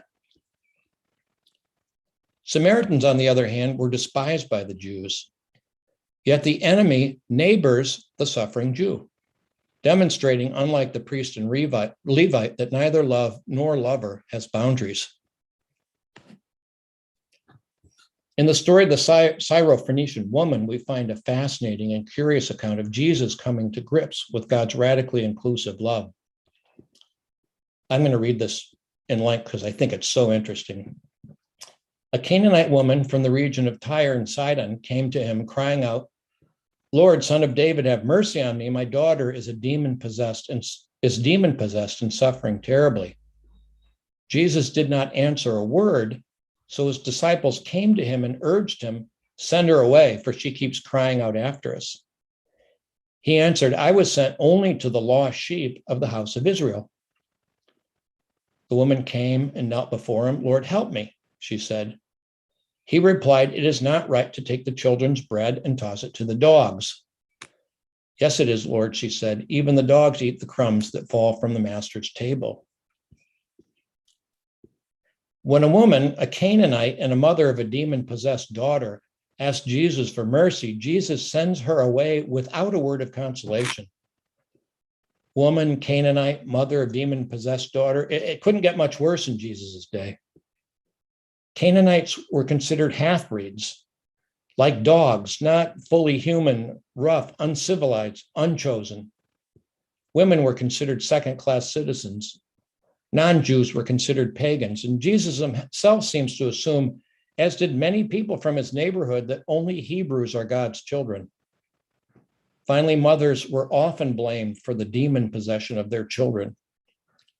What must the mother have done wrong to give birth to a child like that? Woman, Canaanite, mother of a demon-possessed daughter. It all adds up culturally to a subhuman creature unworthy of respect or love. Jesus seems to justify his rejection of the woman to his disciples when he says, I was sent only to the lost sheep of Israel. Yet the insistent but religiously and culturally undesirable woman falls to her knees begging, Lord, help me. Jesus' astonishing reply distills all of the dehumanizing bigotry of his culture into a single nugget. It is not right to take the children's bread and toss it to the dogs. Although Jesus just referred to her and her kind as dogs, the woman notes pathetically that even dogs get the crumbs from their master's table. Jesus finally agrees, saying to her, woman, you have great faith. Your request is granted. And her daughter was healed at that moment. I find this story puzzling. Jesus seems to be clearly expressing and endorsing the bigotry and tribalism of his day. Jesus appears to manifest a constricted understanding of the divine promise to Abraham. God's blessing, he seems to be saying, is only for Israel. And Jesus seems to set tight boundaries to love. Maybe he was being ironic. Maybe as a human, Jesus had to learn the wideness of God's mercy. I don't know. But we should learn from this story that there are no bounds to the love of God. God does not restrict his love. God's love isn't just for the children of Israel or the followers of Jesus. God's love is for all of the people, of all the nations, of all of the world. And our love should show no bounds either. The Gospels are clear. Love has no boundaries. Love cannot be restricted to family or neighbor or tribe or religion. The gates to the kingdom are thrown wide open, even to enemy. Kingdom love. What then is this love that has no boundaries? In each of the Synoptic Gospels, Jesus roots love of neighbor in love of God. Jesus is challenged by a Hebrew religious leader, a lawyer, to identify the greatest commandment. Drawing upon his Hebrew tradition, Jesus replied, you shall love the Lord your God with all your heart and with all your soul and with all your mind. This is the greatest and first commandment. And a second is like it, you shall love your neighbor as yourself. On these two commandments hang all the law and the prophets. The greatest and first commandment, Jesus says, is to love God with all of your heart, soul, and mind. I think I'm going to skip this because I think I've made the point about this for everybody. I want to come back. So I'm going to move ahead to this one, love in action. So that's not a misspelling. This is from the book of Acts, chapter 2 that I want to report. So it's love in action. Get it? I couldn't resist. Sorry. Love, the basis of human God and human relations, grounds human flourishing in the peace and justice sought through the law and prophets. God insists that everyone in the kingdom be treated with justice and love. People with pure hearts and merciful actions, people who hunger and thirst for righteousness, combine to create a kingdom of beatitude, happiness, fulfillment, flourishing, and peace in the kingdom of heaven come to earth. Martin Luther King Jr. wrote of the Gospel's deep intertwining of love and human flourishing. Love is the only cement that can hold this broken community together. When I am commanded to love, I am commanded to restore community, to resist injustice, and to meet the needs of my brothers and sisters. We see love in action in the book of Acts, Luke's second part of his two-part gospel. While Luke's two books are separated within the New Testament, they are unified in thought. Part 1, the gospel according to Luke, primarily narrates the earthly life and teachings of Jesus prior to Jesus' death and resurrection. Part 2, the book of Acts, primarily narrates the earliest stages of God's earthly kingdom and the teaching of the followers of Jesus after the death and resurrection of Jesus. I will focus on just one chapter, chapter 2, as it contains the most profound examples of love in the earliest stages of God's kingdom. At the beginning of Acts 2, we read of the Pentecost, a traditional Jewish feast day, which had brought together leaders of Jesus' followers. In what seemed like a gust of fiery wind from heaven, God's Spirit filled them, and they began to speak in many other languages. The ensuing excitement attracted a crowd of God-fearing Jews from every nation who were shocked to hear the leaders speaking their native languages.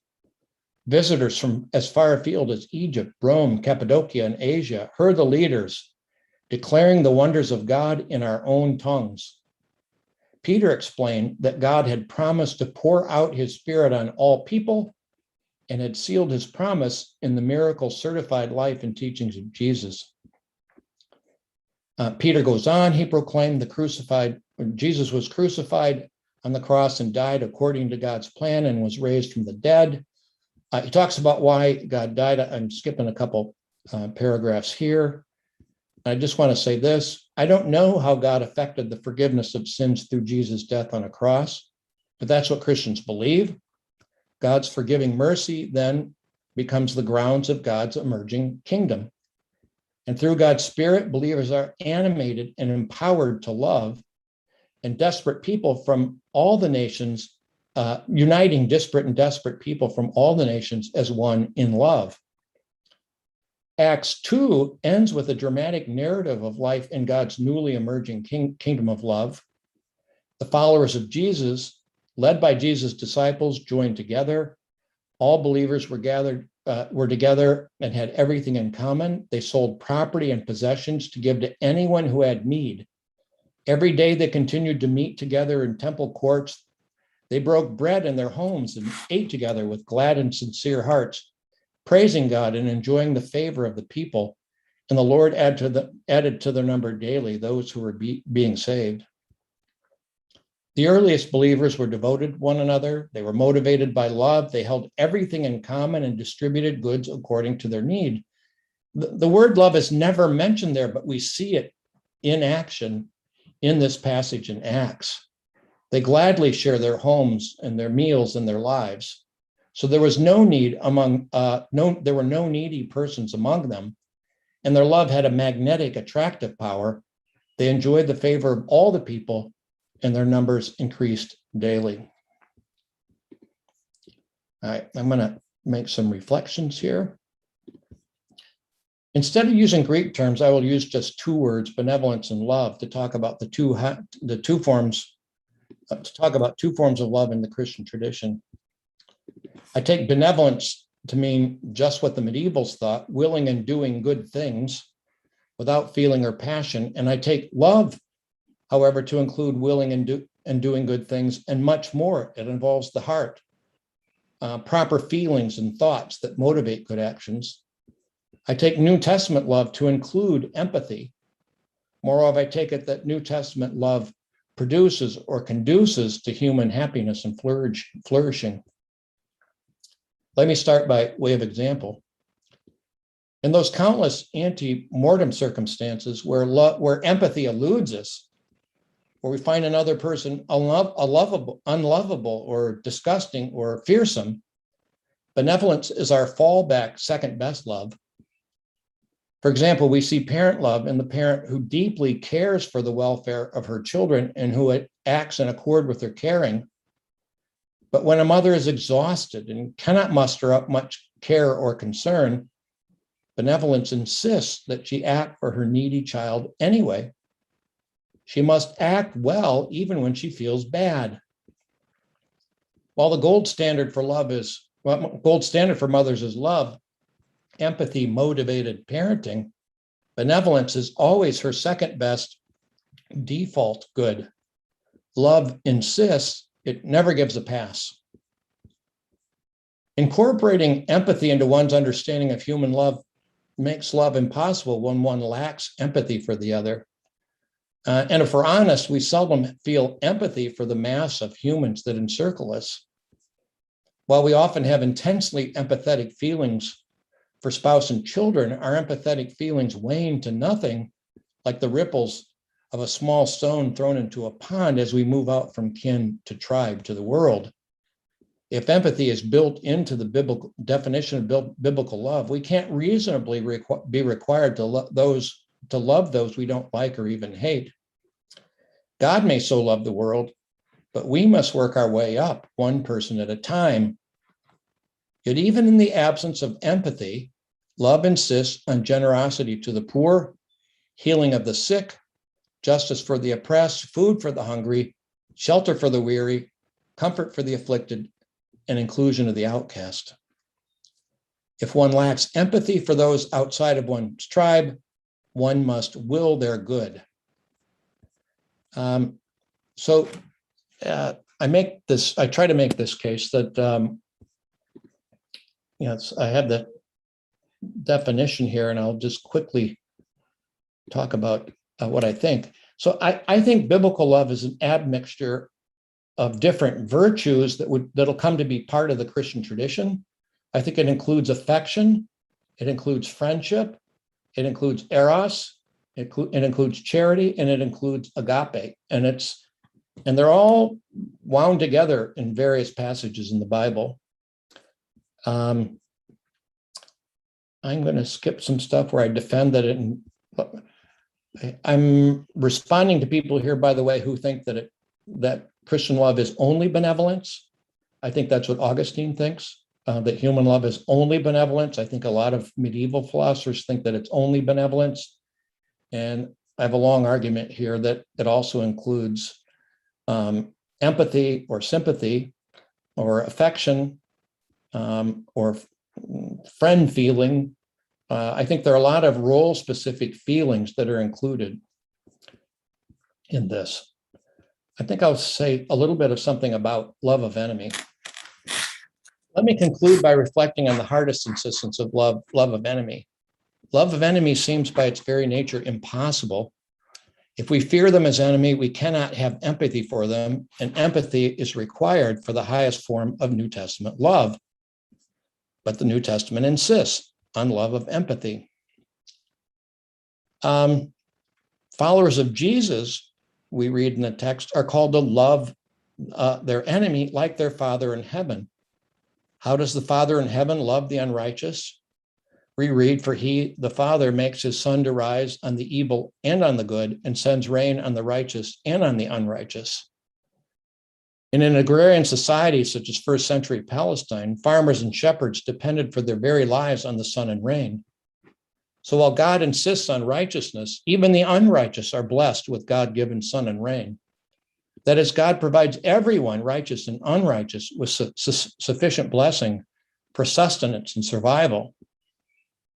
Such people lack, of course, God-given blessings of living in the kingdom of peace and justice and compassion. God gives them enough to live, but not enough to thrive as fully flourishing human beings. The unrighteous get enough light to see into the kingdom of compassion to realize that humans don't live on bread alone. So God has given enough light for them to see and feel their loss and seek to enter in the kingdom of peace. So if Jesus' followers are to love like God, then they should help them physically flourish. They should share scarce resources, fairly divide up the water, and trade with balanced scales. They shouldn't lie or cheat or steal, and above all, they should seek peace and avoid war. We're not called in the Bible to love our enemies like a husband loves his wife or a mother her child. We're called to love our enemies like God loves. I'll just say, enemy love is not empathy love. Nonetheless, since we lack empathy for our enemies, benevolence, empathy less action is second best, and again, way better than hatred or vengeance or war. So love, benevolence, insists that we act justly no matter what our feelings are. And love also insists that we strive to cultivate empathy and compassion for outsiders, even for enemy. And as soon as we cultivate enemy, it is hard to think of them as enemy and easier to love them as friend or brother. All right, I'm going to stop that section and move to my, I have a lot here I had to say about that, but I've made my main point. So love insists that we strive to cultivate empathy and compassion, even for enemy. But if we don't feel it, we still have to show them benevolence. So why a geography of love? Why bother with this? And I'm writing a book on love in the Abrahamic traditions, and I didn't find much, at least by Christians, that I thought was very helpful. And honestly, I didn't find much by Muslims or by Jews on the topic I thought was very helpful. I found a lot of people reflecting on gods of traditions and not digging very carefully into their own texts. And I found this curious as people who want to do Christian philosophy of religion, that they would ignore what their texts say. So I changed this a little bit when Duncan was talking. Christian philosophy of religion is not merely rational reflection on first principles or theory-independent intuition. Indeed, I think such a view of philosophy completely unfeasible. And I think Duncan's talk just assumed that. In the spirit of Pritchard's Wittgensteinian reflection, Christian philosophy, like all inquiry, must start somewhere. For Christian, various hinge commitments might include belief that God revealed himself in various texts, most prominently the Bible, and in a person, Jesus, is revealed in those texts. So attending very carefully to those texts and that person is first philosophy for Christians. I make no claims about the veracity of the text or about the need to establish the veracity of the text. I just merely note here, I think uncontroversially, that Christian philosophy of religion starts with biblical texts.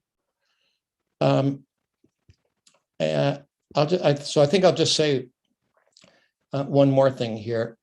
When we're doing philosophy and we start with our like our first philosophy, I don't think it's intuitions typically. And in this, if we're doing Christian philosophy of religion or Christian philosophy of love, then we have to start with the biblical texts and at least see what they say.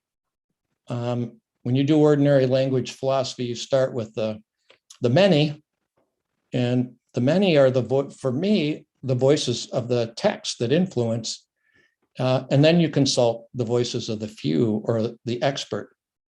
And it seems to me a lot of Christian reflection on topics like this too quickly moves to the expert, who relies, I think, uncritically on, say, Plato or Aristotle or the Platonizing part of the tradition, or views of perfection, or something that we don't find really clearly in the text. And so we end up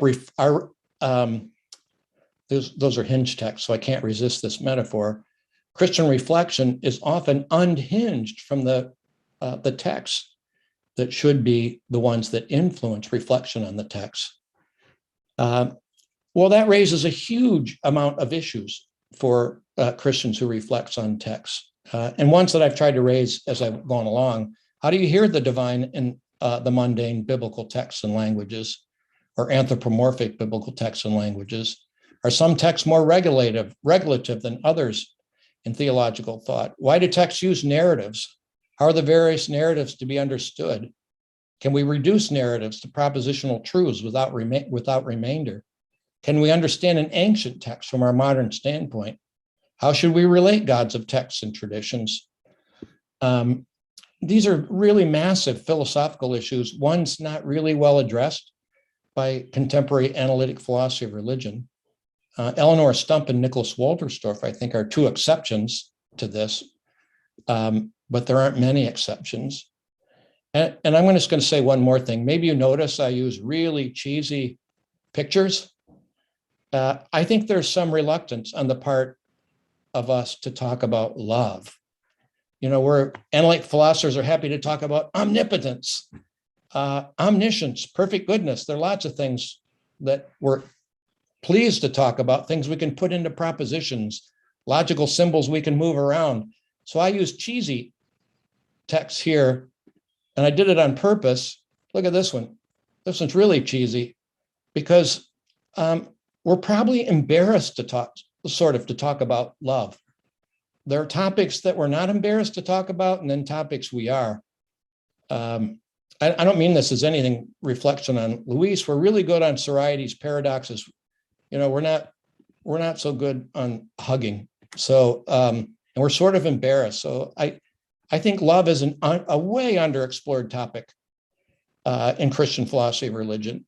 And omnipotence is probably way overexplored in contemporary philosophy of religion. So I do a geography of love so that hopefully it inspires some of you to think this is an appropriate topic for discussion. I've seen a lot of things here that I want to talk about and can be spoken of in the tradition, but always grounded in the text. Thank you. Thank you, Kelly. I'm sure people loved your presentation. And someone has asked for you to show the love of enemies slide, please. Yeah. That one? Yeah, probably. Yeah. Thank you. So Yeah. you have some Professor Alexander Persp. Hey, Alex. His hand. Hi, Kelly. This is very inspiring. Thank you.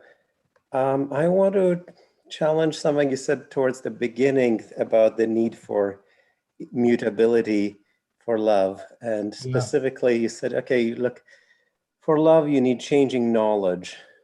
And I don't think so.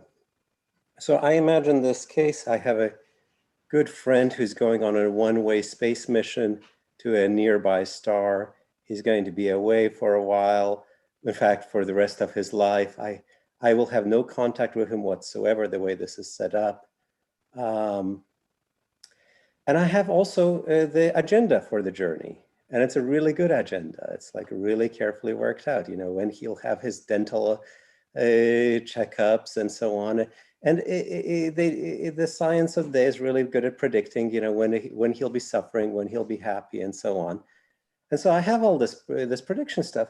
And so he goes off to space. Now it seems to me I can certainly continue to love him without any changes in knowledge as things go on. I don't have any new information, but in fact, I think I can have quite an empathetic love.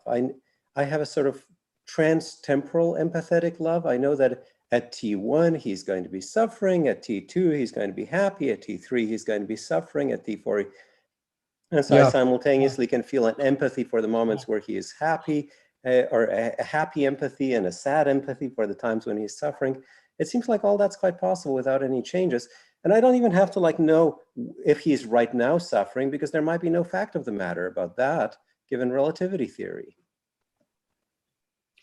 Well, you had to throw relativity theory in there at the end. So I think that's probably right. I moved really quickly through this, as you noticed. And it seems to me that there are, so I think God can love us and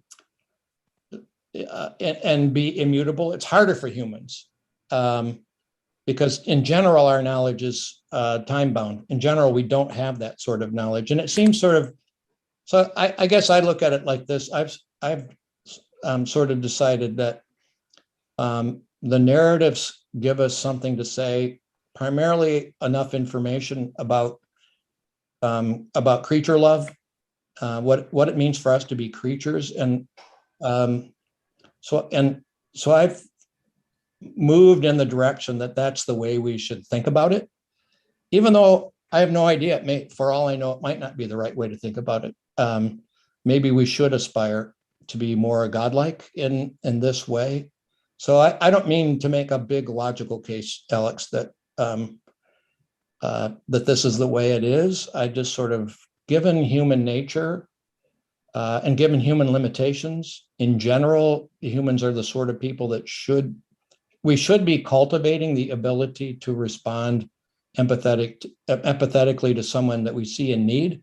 And that generally requires us to have new knowledge and new feelings. So I think there's way more to be said for the God of the traditions and what that might mean for us And it may have, and it may be that you're exactly right, that there may be cases where what we want to strive for is more equanimity, and less susceptibility to, what exactly goes on in the world. So anyway, I was painting with pretty broad brushstrokes, and you found a big spot.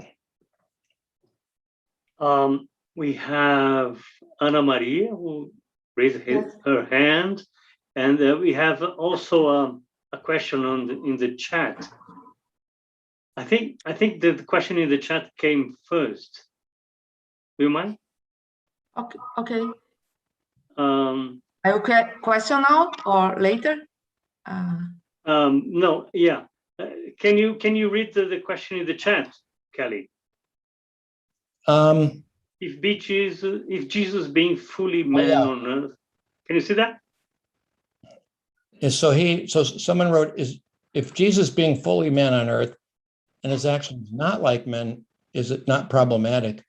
So we heard in the beginning that different anthropomorphic words in the Bible are used as metaphorical. So this could be one of my Arabic friends that I invited to this. So I'm grateful for the question. So the incarnation, I mean, the traditional Christian belief in the incarnation is really hard to understand. And I think the side that Christians have a tendency to err on is to think of Jesus as God and not like a human being. And so that's why I told the story of the Syrophoenician woman, because there, on the most literal reading, it looks like Jesus is seriously human and seriously time-bound, and that he had to learn that God's love extends beyond tribe. And I don't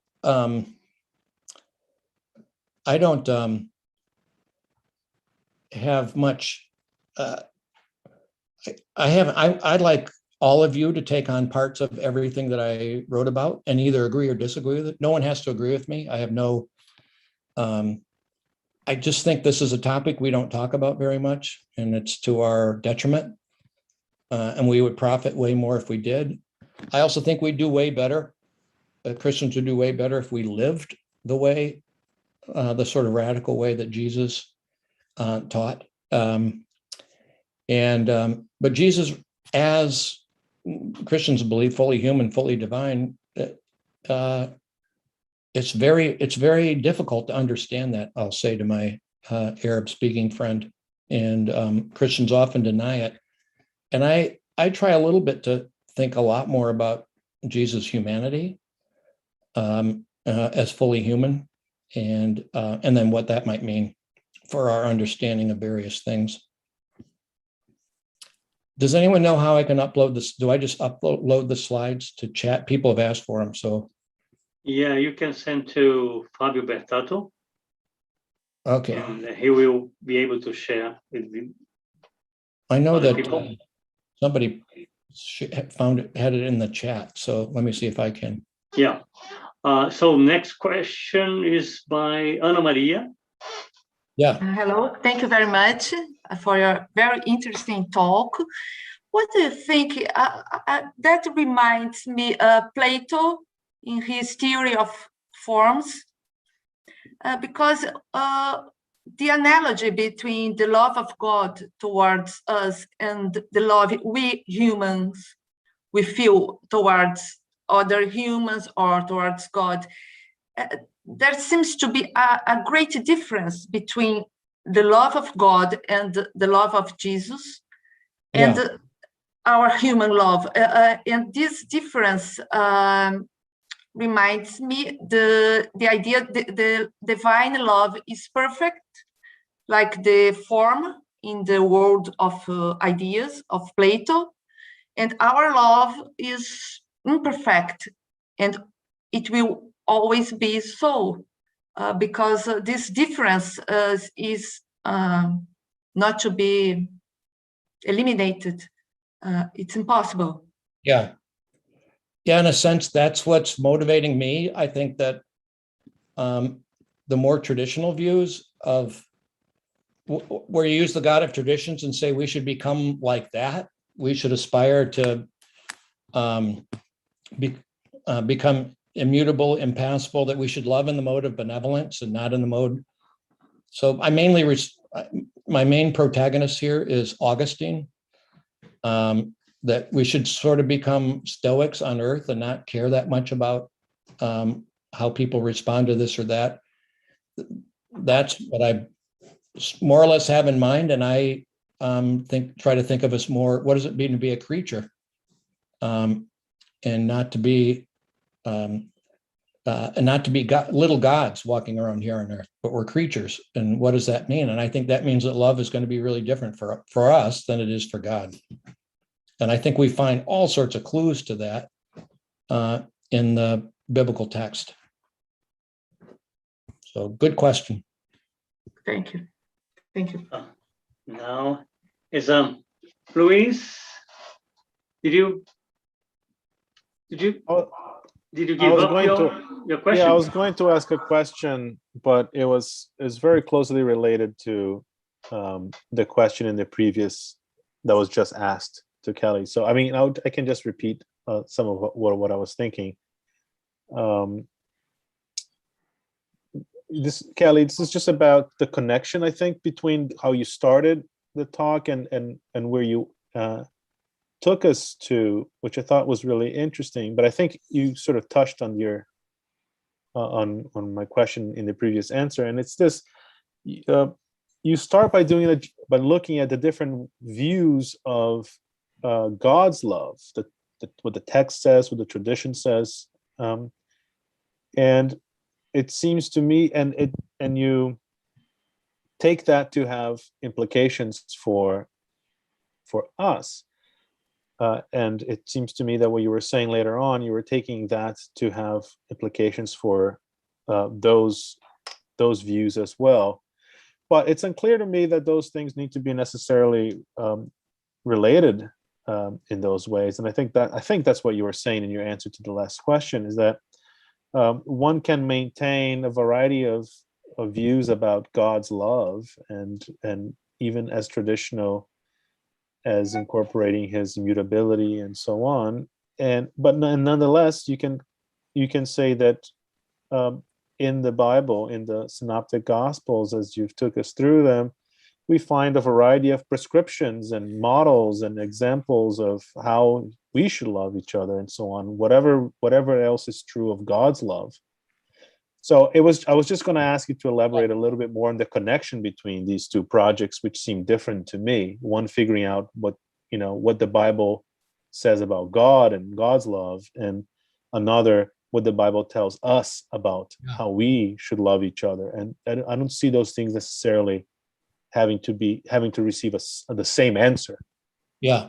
So I'm trying to decouple the two views, and I think they're not. I think in a lot of people's minds they're not decoupled.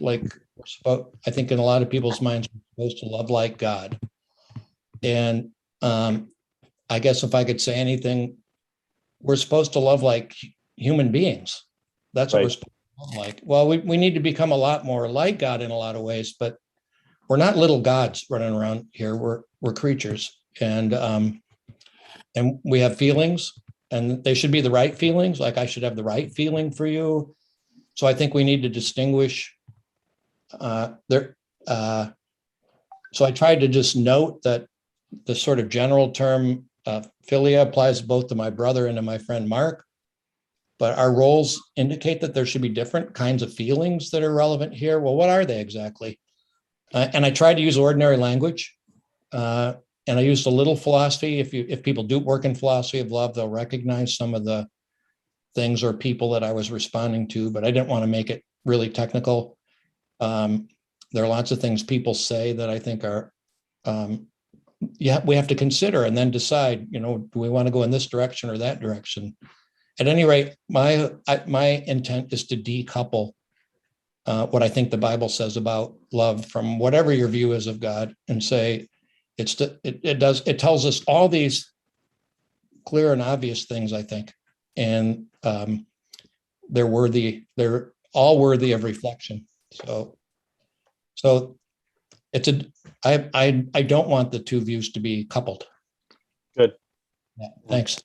Yes. Our last question for today, Professor Ricardo Tassinari. Thank you. Thank you very much for your presentation. I really like it. And I want to know, what do you think about the relations between your study of God love and natural theology?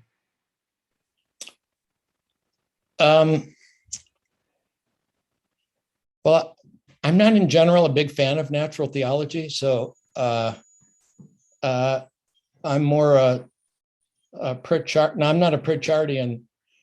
I may be a quasi-fideist, but I'm not a huge fan of. I'm not an anti-fan either. I think natural theology can play some roles in some of the views that some of us have in confirming what we already believe.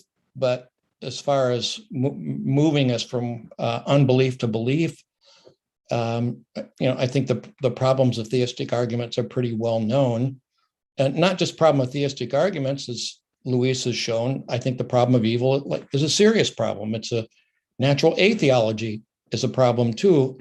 I think the same thing about that. I don't think it's and near as I can tell, neither does he. I don't think it's coercive. That it's the sort of thing that has to,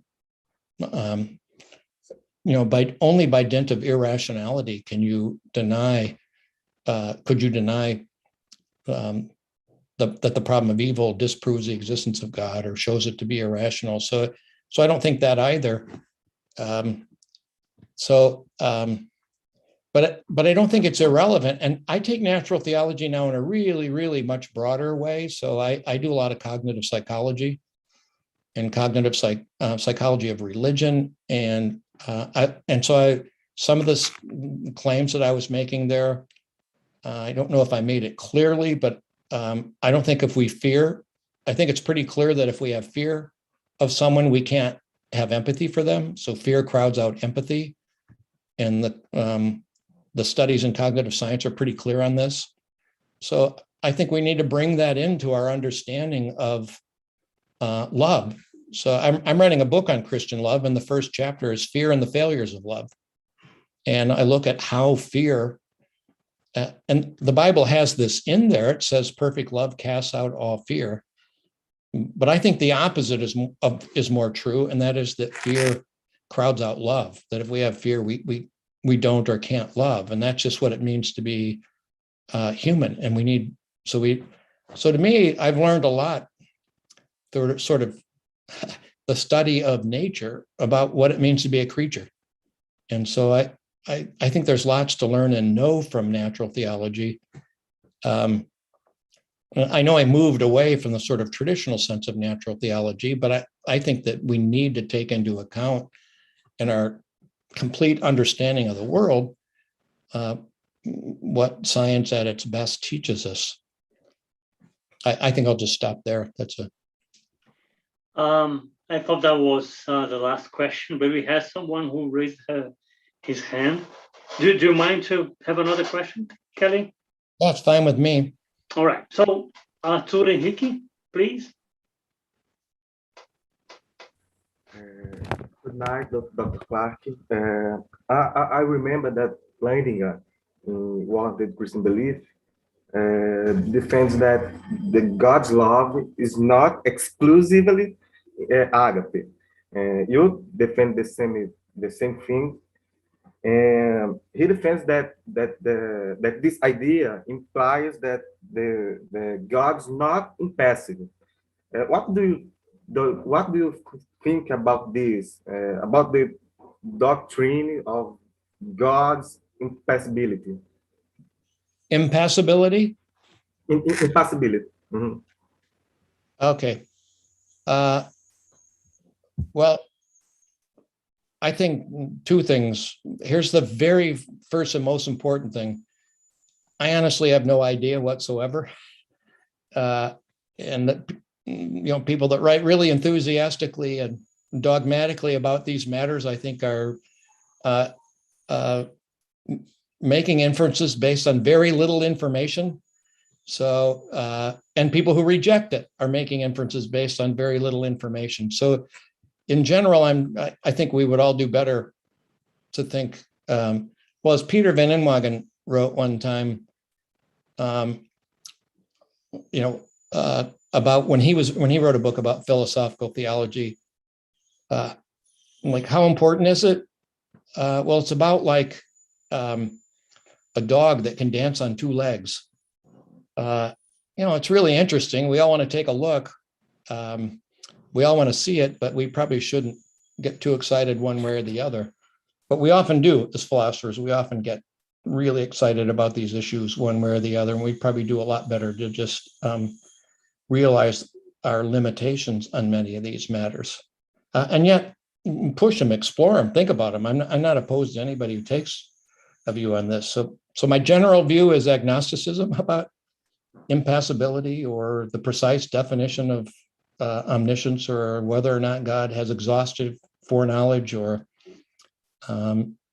so I wrote about those at some other time, and in general, I think these are issues beyond our ken. So insofar as I can think about it, I'm not the biggest fan of it, but it wouldn't bother me if I, got to heaven and had to spend eternity with an impassible God. I think I could get used to it. But here on earth, I find it hard to understand, and I prefer thinking that God suffers with us, but it's just a preference on my part. I suspect Alex, if he's still there, has a preference in the other direction, and so what, so what on my behalf, and so what on his. I don't think either he or I would think that much hangs on it. By the way, I did send to Fabio my link to the talk, and so if he can put it on chat. I couldn't get it to go on chat, so maybe he can put it on chat. There might be people on there. By the way, I had an Arab friend, but that friend was from Pakistan. So thank you, my Pakistani friend. And I noticed somebody else from Jordan.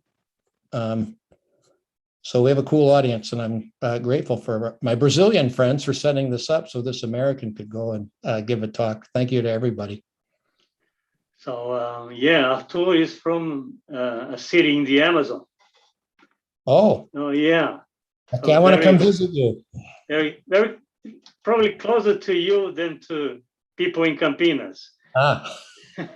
So thank you, Kelly, for this lovely lecture, and everyone for the participation.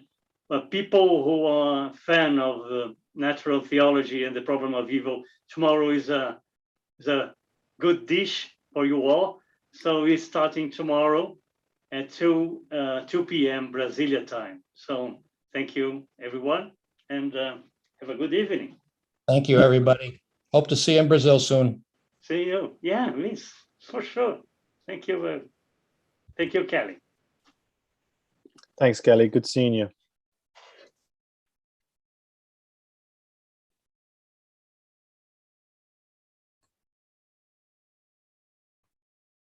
Thanks, Kelly.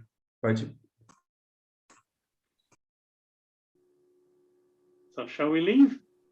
Yes. Yes. See you tomorrow then. Thank you very much. The link of the talk. We will send the current links tomorrow by morning. Okay. By morning, Brazil. That's all, folks. Okay. See bye you bye. tomorrow. Thank you. Thank you, everybody. Yeah, bye-bye. Bye-bye.